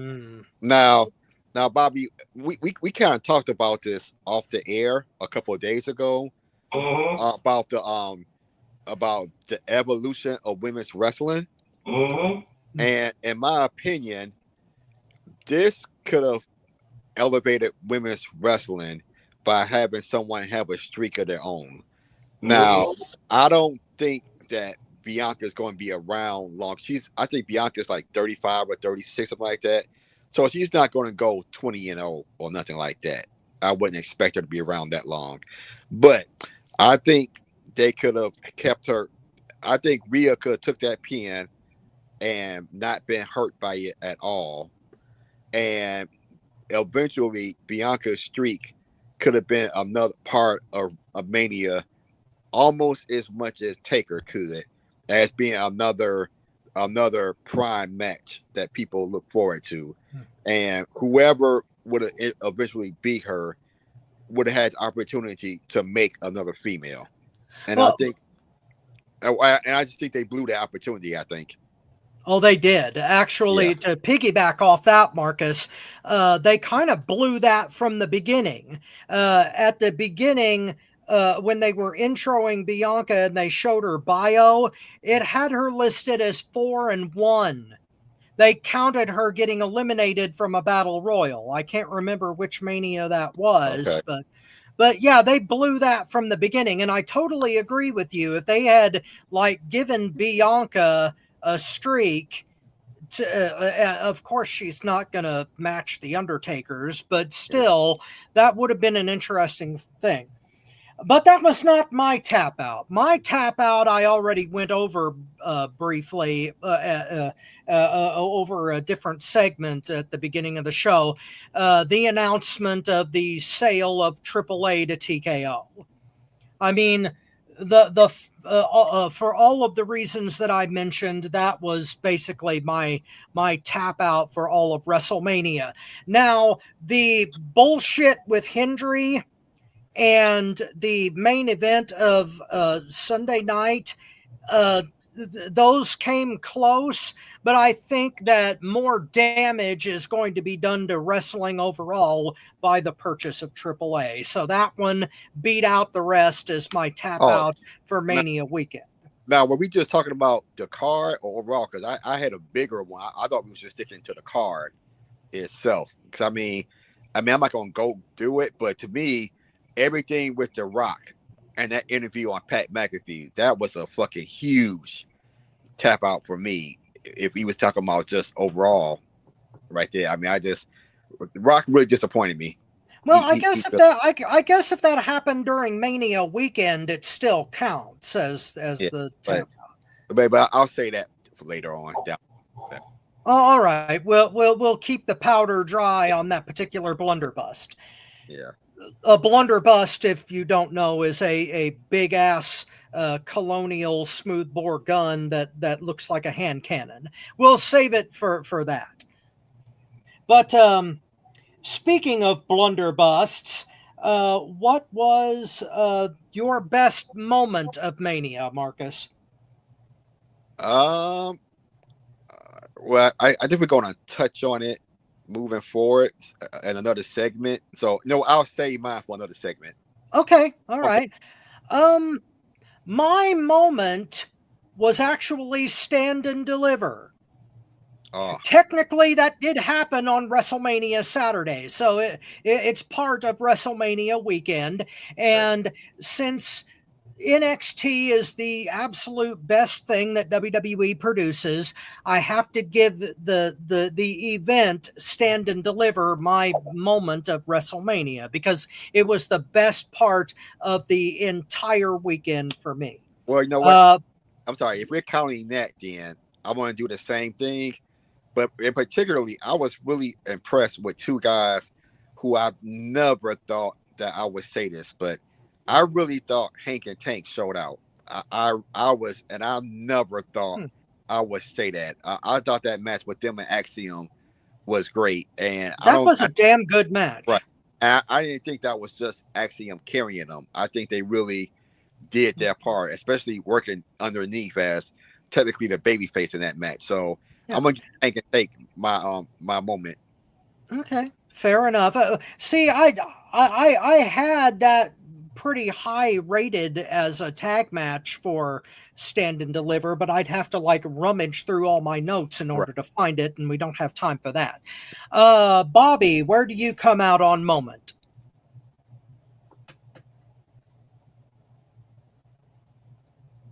Bobby?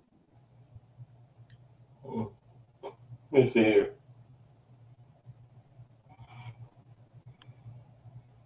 I'm kind of torn on this one.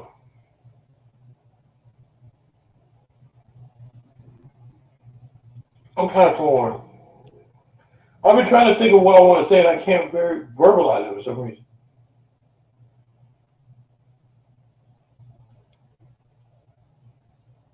This is weird. It got me stuck.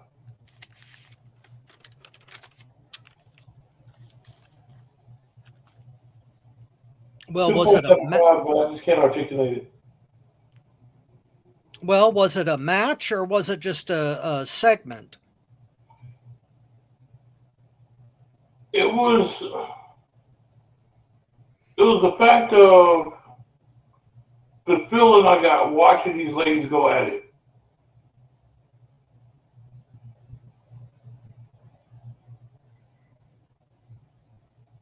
It's just that feeling I got. I can't describe it.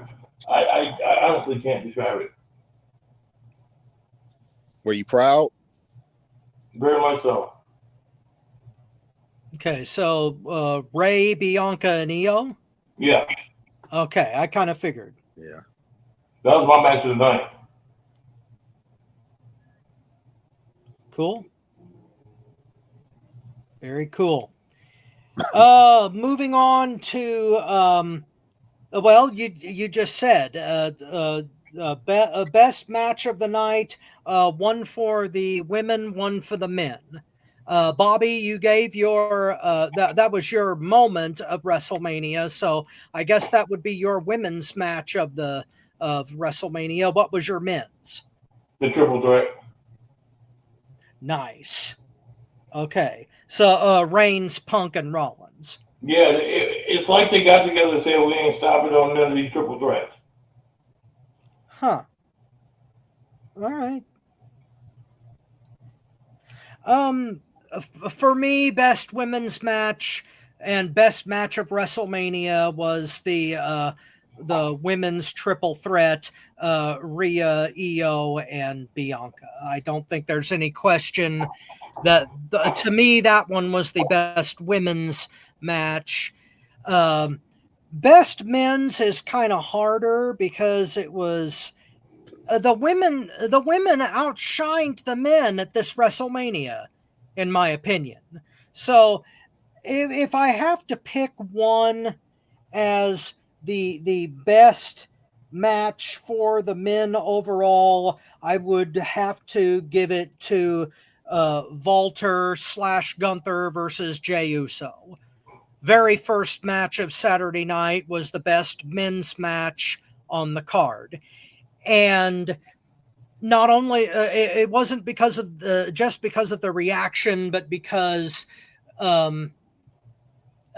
Jay showed out as much as he possibly could.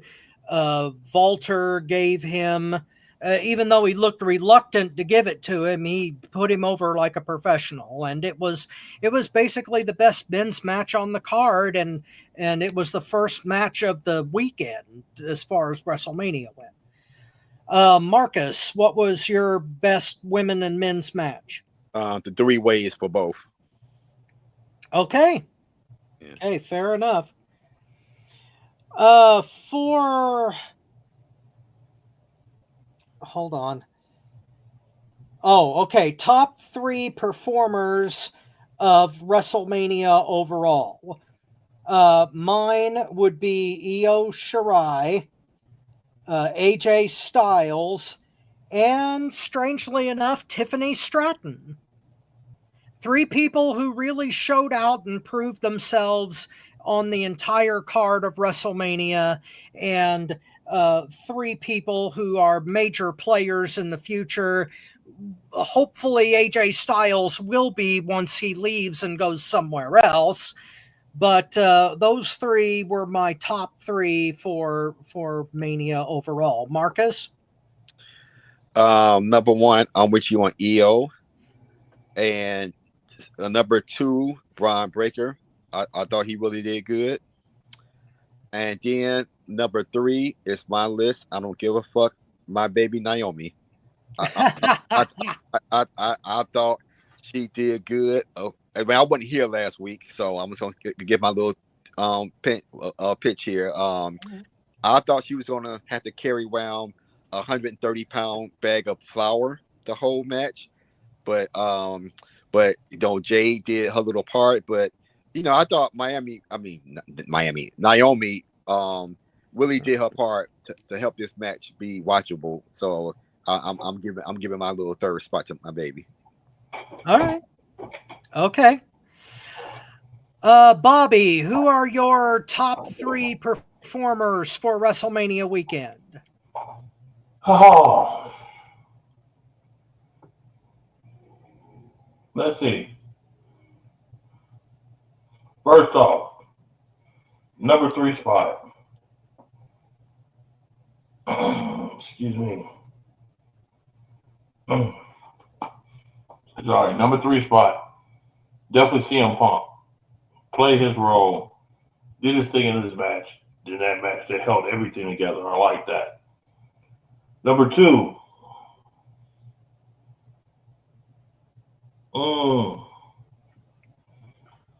You're going to laugh when I say this, but I think he played his role well, especially for the announcement that night. And that was El Grande Americano. Oh. And the reason being is El Grande has a purpose that's going to come to AAA later on, and we're all going to find out. And if it's what I'm thinking, it's going to piss everybody off, and it's going to be lovely. And the first one is Io Sky. Can't deny what she did. She killed it. Yeah. That girl literally moved in my ranks a whole bunch of spaces after that match. But I'm telling you, don't sleep on El Grande Americano. Oh, no, I haven't been able to sleep since he debuted. I've had nightmares. Watch what happens when they get AAA going. Oh. See, you're making my point, Bobby. They're going to make him a joke, and they're going to put him in AAA, and I know it'll draw heat, but it will be you're insulting my heritage kind of heat. Not I want to buy tickets to see this guy get his ass kicked heat. Oh, yes, he is. Are you sure? He's going to be the world champion. Oh. He's going to be AAA champion. Oh, I just threw up in my mouth a little bit. Going to be a shame. Oh, Jesus. El Grande Idiota. El Gringo Idiota. El Gringo making that money and putting money in that pocket for AAA, though. Dear God in heaven.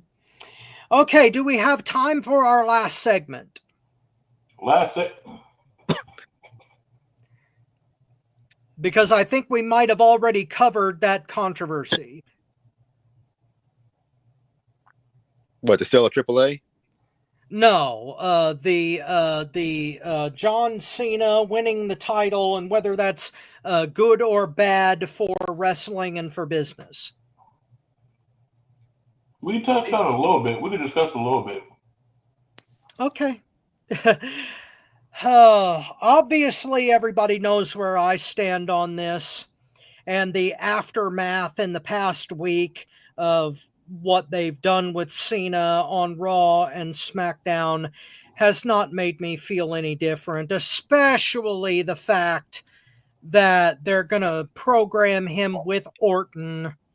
This is a match that should have happened 15 years ago, a feud that should have been reversed 15 years ago because this heel turn is 15 years too late. Cena is unable to go at a professional level. It's like Mark Wahlberg should be his stunt double now. And as I said, Bobby, I appreciate the fact that you understand the business aspect of professional wrestling to such a degree that you can make sense of WWE's creative decisions. However, I think that you are giving them too much credit and that they're not booking this as deeply as you would.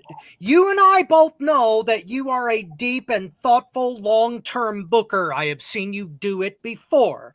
However, I have also seen WWE creative over the course of my entire fandom book things that are just for the moment, just for the cash grab, and it holds people down like new strong talent that are not going to get a break.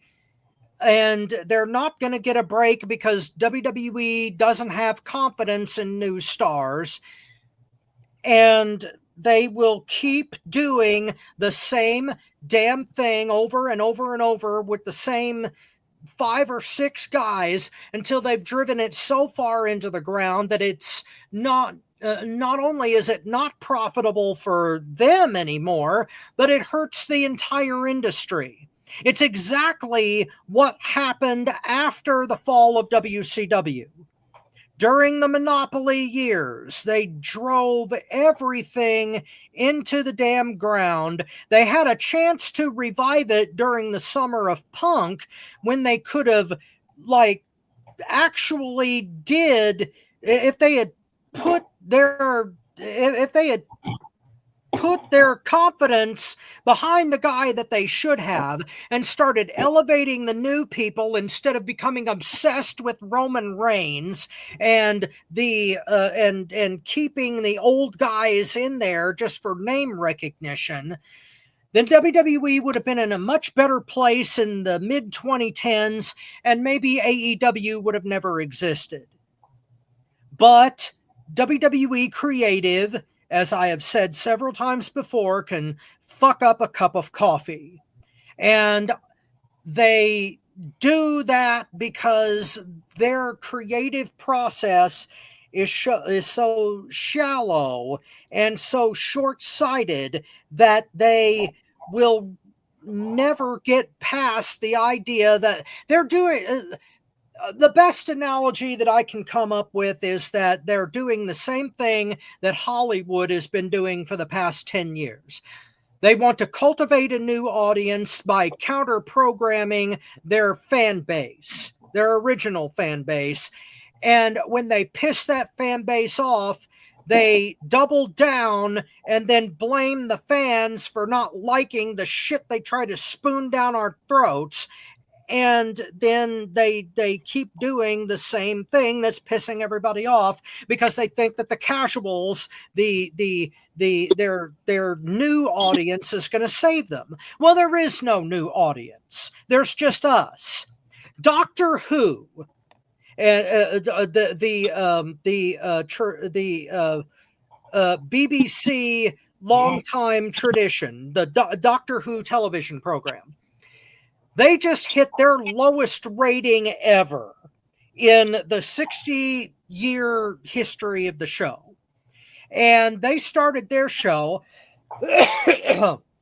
excuse me, they started their show in 1962, the year before the Worldwide Wrestling Federation broke from the NWA. From that time to now, they went from having tens of millions of viewers every week to less than 2 million this past week. WWF from the 63 until now went from being the biggest cultural phenomenon that they could have had, and during the Attitude Era they had 6 million viewers at their height, and they have gradually pared down to 2.8 million. And but when Raw draws 2 million viewers, we cheer it. We cheer it without recognizing the decline. And we need to recognize the decline because that decline is represented by John friggin' Cena. He should have never gotten that belt. He should have never come back. This farewell tour has been a joke, and this whole thing is just a slap in the face of wrestling fans who want to see wrestling. Okay, I'm sorry I took that as long as I did, but whichever one of you guys wants to jump in, feel free. Marcus, go ahead. Okay. I gotta say I disagree with you, Rob. I think it's good for wrestling because I've been listening to like a lot of sports talk shows, and they're talking about Cena's win, and they're talking about how they have not watched wrestling in years, and that they started they started interested. They've gotten interested in it again because of the stuff with Rock and Cena winning and things like that. And to me, somebody that brings more eyes to the business is always a good thing. Now whether the product's gonna be good or not remains to be seen. But the fact that right now Cena is probably their biggest mainstream star right now, even over Roman. But also personally, I'm more interested in what Cena is going to do with this run than I would have been if Cody would have won. I mean, Cody wasn't a bad champion, but he was just kind of like vanilla. Yeah. And I really don't know if Cody would have won, I wouldn't have been that interested in who's next for Cody as I am with Cena. Okay, we know Why? Because I have no interest whatsoever in anything they do with Cena. because for me, I'm hoping that after Cena is Punk. And I remember the great matches that Cena and Punk had, especially the one in Chicago and especially the one that was on Raw. Now, am I expecting the same type of match? No. And I don't think Cena's wrestling was as bad as you guys did. I thought his pace I thought he was deliberately slow myself. But, I mean, I know, Bobby, a guy, you got the trained eye, so you would know more. I'm sure you can see things that as a fan I'll never notice, but to me, I thought he was being very deliberate in how slow he was. I thought he could have went faster if he would have wanted to. I don't know, but I'm interested to see this where it's just going. Where are they going? That's the main thing, more so than with Cody as champion. So again, anybody that brings more eyes to the company and draws more interest is a good thing, as far as I'm concerned. Okay, Bobby? Well, I'm kind of in the middle of both of you two. And that's why I want to go last. Is there's some points that Rob says that I take to heart. There are a lot of points that Marcus says that I take to heart too. Mm-hmm. I don't like,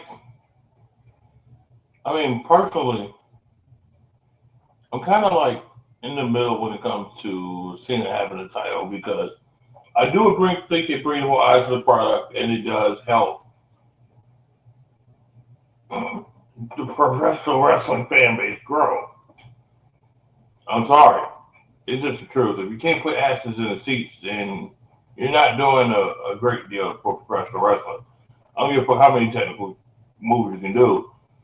If they ain't feeling you, they ain't feeling you. And the thing about it is, and this is the distance that I say with AEW when it comes to it, is they don't understand that the storyline is the main thing that drives wrestling these days. Telling a story is what gets your fans in those seats. Them caring about the wrestlers. And, people can... people can do all the moves that they want to. But the fact of, if you can get them emotionally involved in the character that you have for that federation, for that time, and you can get those people invested into it, you are more valuable than anything. This is why I think AEW fails. And this is why I think John Cena has been picked for his last few months. Because I agree, Rob, you're right. It's all about a cash grab. They want that money. They want to get it as fast as they can. But that's what companies do. That's the American companies. It's a cash grab. Everybody's doing it. Gas companies, light companies, food distributors, restaurants, movie theaters. I mean, everything. It's a cash grab. They want that money and they want it now. So, when you look at it, TKO is doing what they're supposed to do. Get that money. Now, let's not wait. Is it right? Yeah. You can have a big discussion about that if it's right or not. But is it doing right for the philosophy of business? Yes, they are. Cena with that title and him flipping to a heel, number one, shows that Cena is not about himself. He's about making the product better. Because if you think about it, he could have took the easy road and said, no, let me do my nostalgia tour. I'll do the greatest hits. I can sell t-shirts. I can make you make money that way, and I can leave. It'll be easy. It'll be real easy.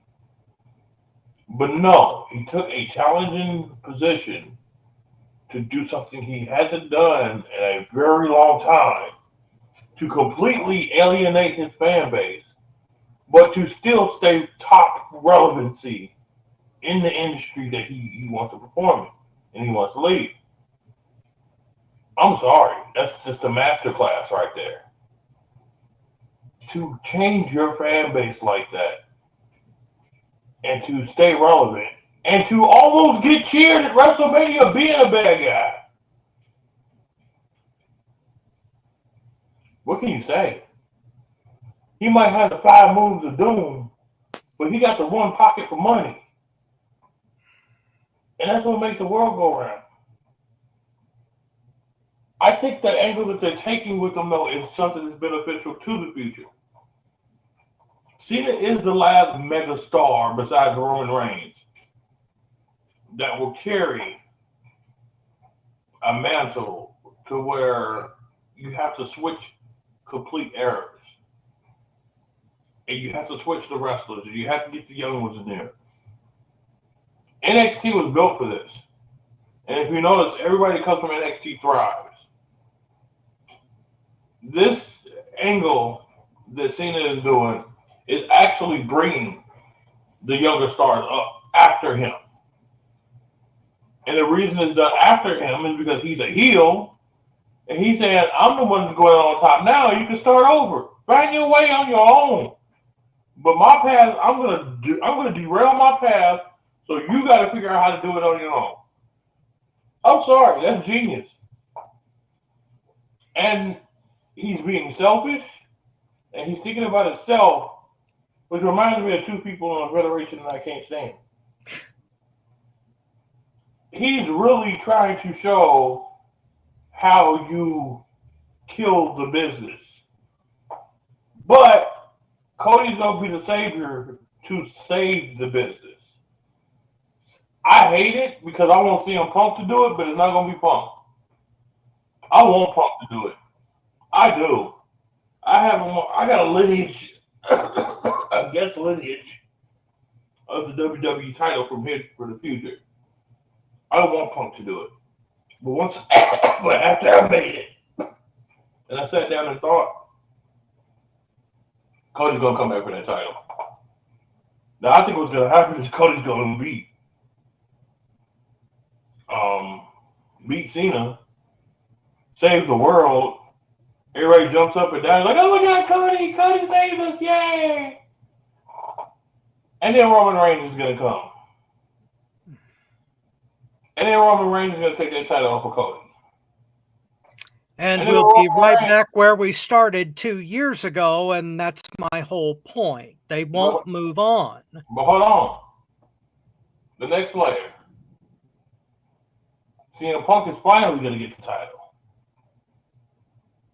CM Punk is going to go ahead and take that title, run with it for a minute, and then guess who's going to take it off of him? Seth freaking Rollins. Seth is going to finally get the last laugh in the whole matter by taking that world championship from CM Punk. and Punk ain't gonna be able to get it back. And then guess who's gonna take it from him? Roman. There you go. There's a lineage that I'm seeing that's coming up with this. And then when that happens, that's enough time for Braun Breaker to be on his own. And then it's going to be Braun Breaker and Roman.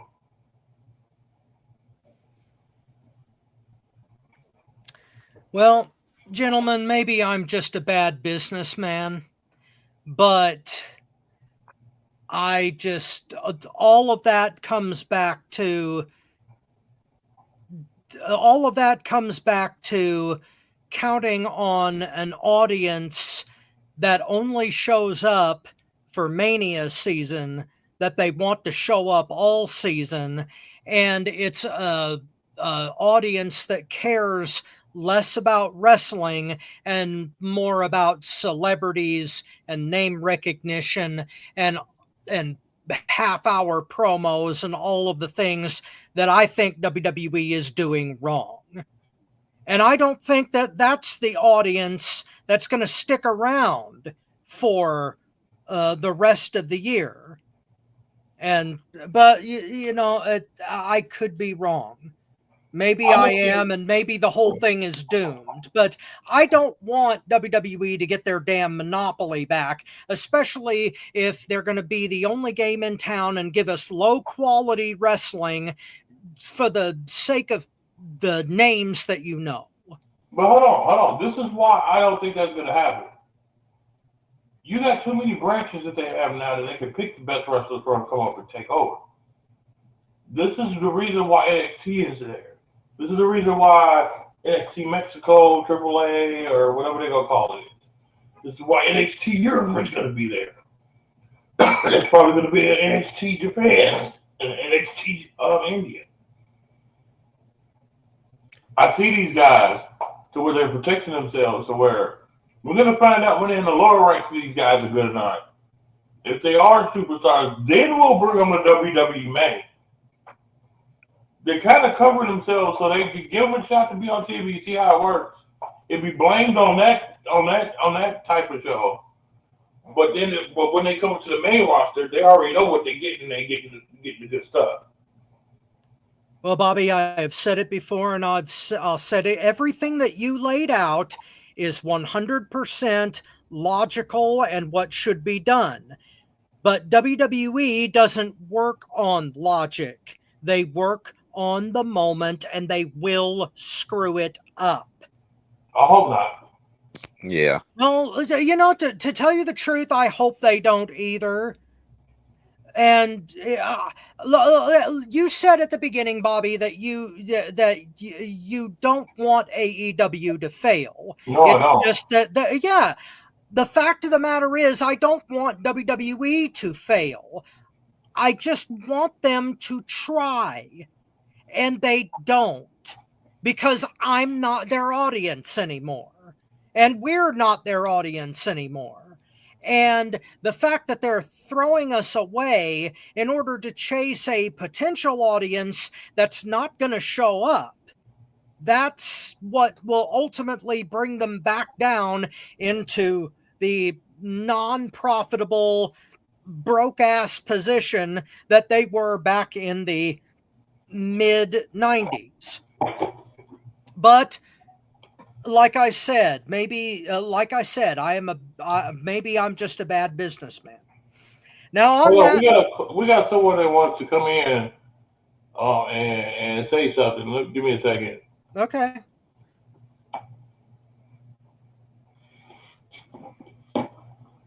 I didn't even see this.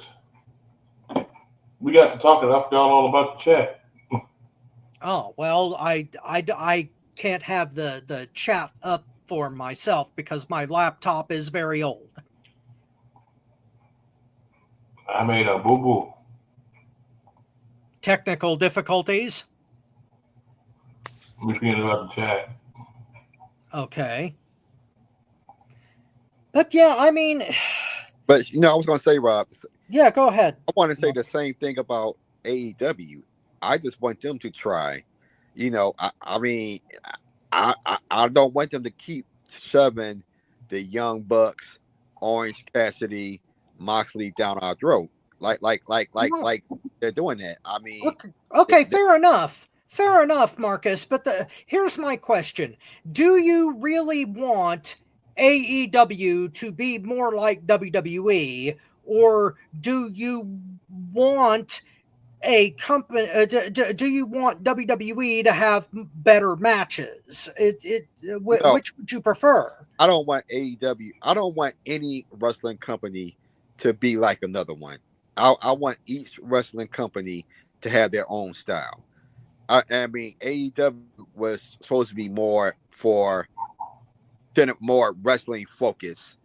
That was supposed to set them apart, and they have the talent to put on great wrestling matches every week. But again, the story that we get is just constantly just not good, and it's the same thing with WWE. I just want them to try better, and we're not going to get that until Tony Khan releases that book. And I mean, I know I'm going off on something totally different that we were talking about, but No, it's very much connected. right. But I mean, it's the same thing though. It's like, Tony, you've had 6 years now, and you say you listen to your fans, where your fans are screaming for you to give up that book. Your fans are telling you, we don't want the Young Bucks anymore. We don't want Orange Cassidy anymore. We don't want Moxley holding that title anymore. We don't want Master fucking P at all. Oh God, Exactly. That was bad. That pissed me off, and I'm going to call out AEW for doing that shit.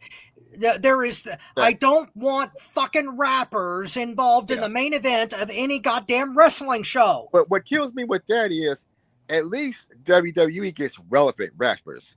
Every time AEW gets a rapper, they're they're no longer relevant. I don't understand. I mean, I know they was in New Orleans. They would have been better off. They would have been better off not having one, period, if only you could get Master P. And then, I mean, he looked like he didn't know what the fuck he was doing in that ring. Well, he didn't. I mean, that was just bad. Yes, it was fucking ridiculous, just like the Scott thing, and it was a waste of goddamn time. And this is why this constant celebrity involvement in wrestling just pisses me off to no end. I'm sorry, Rod. I didn't cut you off, but you know what? I was watching something, and I thought about you the other day. Now, how long you been watching wrestling? For about 38 years, give or take. So you saw WrestleMania 1, right? My first WrestleMania was 3. Okay. So I'm spoiled that way. Okay. Now, I was going to ask you, what did you think of WrestleMania 1? I was going to ask you. WrestleMania 1 was actually kind of subpar. I mean, the first time I saw it, I was not impressed. Okay, so I mean, mainly what I'm asking is, did you have a problem with Mr. T being in the match, even back then? To a certain degree, yes. Okay, because Mr. T is Mr. T gets a half a pass with me, just half. He didn't belong out there. It should have been either Hogan and JYD, or it should have been a 6-man with Hogan, T, and Snuka versus Piper, Orndorff, and Orton. Now, the only reason that I can live with Mr. T in WrestleMania 1 is because it was the first time they tried it. They have tried to imitate it every year since, and it keeps getting worse every single time they pull it. Okay, because I was watching, they were doing something. They were talking about that match, and I thought about you because, I mean, let's face it, without he being in that match, then WrestleMania or WWE doesn't become what it is now. without that. I mean, he definitely helps with that. So what I was wondering is, when did you get such about what particular got you to having such a disdain for celebrities? Was it that match, or is that particular match, or what had got you to have such a disdain for celebrity and wrestling? Okay. The day that it went too far for me was Mania 11. There was no reason for Lawrence Taylor to A, have a match with Bam Bam Bigelow, or Yeah. B, go over Bam Bam Bigelow. That was when I really started to get upset, because before that, the celebrities didn't get into the ring. They showed up, they did guest ring announcing. I mean, I didn't like Run DMC at Mania 5. I thought that was a big waste of time, but it was a music act. They didn't get involved in anything. But Cyndi Lauper didn't wrestle. She just managed, and she got kicked around by Piper once. T was in only two matches, one of which I think we can all agree sucked. That boxing match was absolutely terrible. Yeah. But after that, they left it alone until WrestleMania 11. And then they had Lawrence Taylor beat a guy who should have arguably been a WWF World Champion at that particular time and place. And Bigelow got screwed over for absolutely no reason at all. And then after Mania 11, every like 3 or 4 WrestleManias, they would do something equally as stupid. And then by WrestleMania 24, you had that son of a bitch Mayweather, who should have gotten sat on and squashed by the Big Show like a goddamn grape in the middle of the ring, and yet he goes over. And then it's gotten just worse since then. Interference, The Rock becoming a movie star and then using that to come back. It's just, it's too much, Marcus, especially since it de-emphasizes the wrestling to a point where anybody who is a casual fan and watches only during WrestleMania season is doing it only to make fun of guys like me. And I take that personal. And maybe I shouldn't. Maybe I'm being too much Mr. No Fun, being too much of an old fart, but that's where the problem started for me. And if you want your therapy fee, I'll send it to you over PayPal. Okay, and just real quick then. So what did you think of Rousey leading to the first women's main event, who at that point in her career was more a celebrity than fighter at that point? Hated it. Absolutely fucking hated it. She had no business out there. She didn't train to be a professional wrestler. She sold like a sack of wet spaghetti. And even though she had Angle out there to prop her up during that match, it was a terrible damned match. And we all saw what she did with it afterward. And she was trying to... She was washed up in MMA, and she decided to go to WWE and slum it and fake fight so that she could basically retire to WWE. And I thought that was wrong too. I mean, I agree with just about everything you said. My only thing is, I mean, there is a place for celebrities in wrestling. Simply from a business aspect, is they bring more eyes to the product. I mean, let's face it, again, without T, WrestleMania wouldn't have been the hit that it was. But see, those eyes are temporary, Marcus. That's my point. The only people interested in celebrity matches are people who only want to watch to see the celebrities beat up the wrestlers, and then they turn the channel back to shitty ass reality TV like The Village or The Masked Singer. Now, see, now I oppose that by saying that if the rest of the card is good while they're watching to get to a celebrity match, that could hook them in by seeing what the other performers could do, which is the whole point of them being there. It's putting eyes on the product, so you see the other wrestlers as well. This gives them a chance to have people see them that normally wouldn't watch them. Well, maybe back in the day, but these days, as much as people obsess over celebrities and either hate watch them or get obsessed with them, I'd have to disagree. It's more of a detriment than anything else. But again, I'm probably a bad businessman.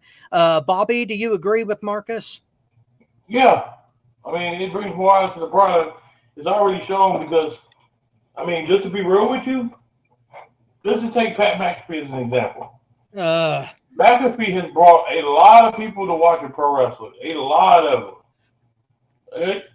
Give him his props. Logan Paul, same thing. They brought a lot of people to pro wrestling. I would need to see those numbers. Because, I mean, honestly, if we went by the regular wrestling crowd and we didn't include those people, we would be sitting at $1 million as being good for a show. And we're getting $2 million from WWE right now. 2 point something.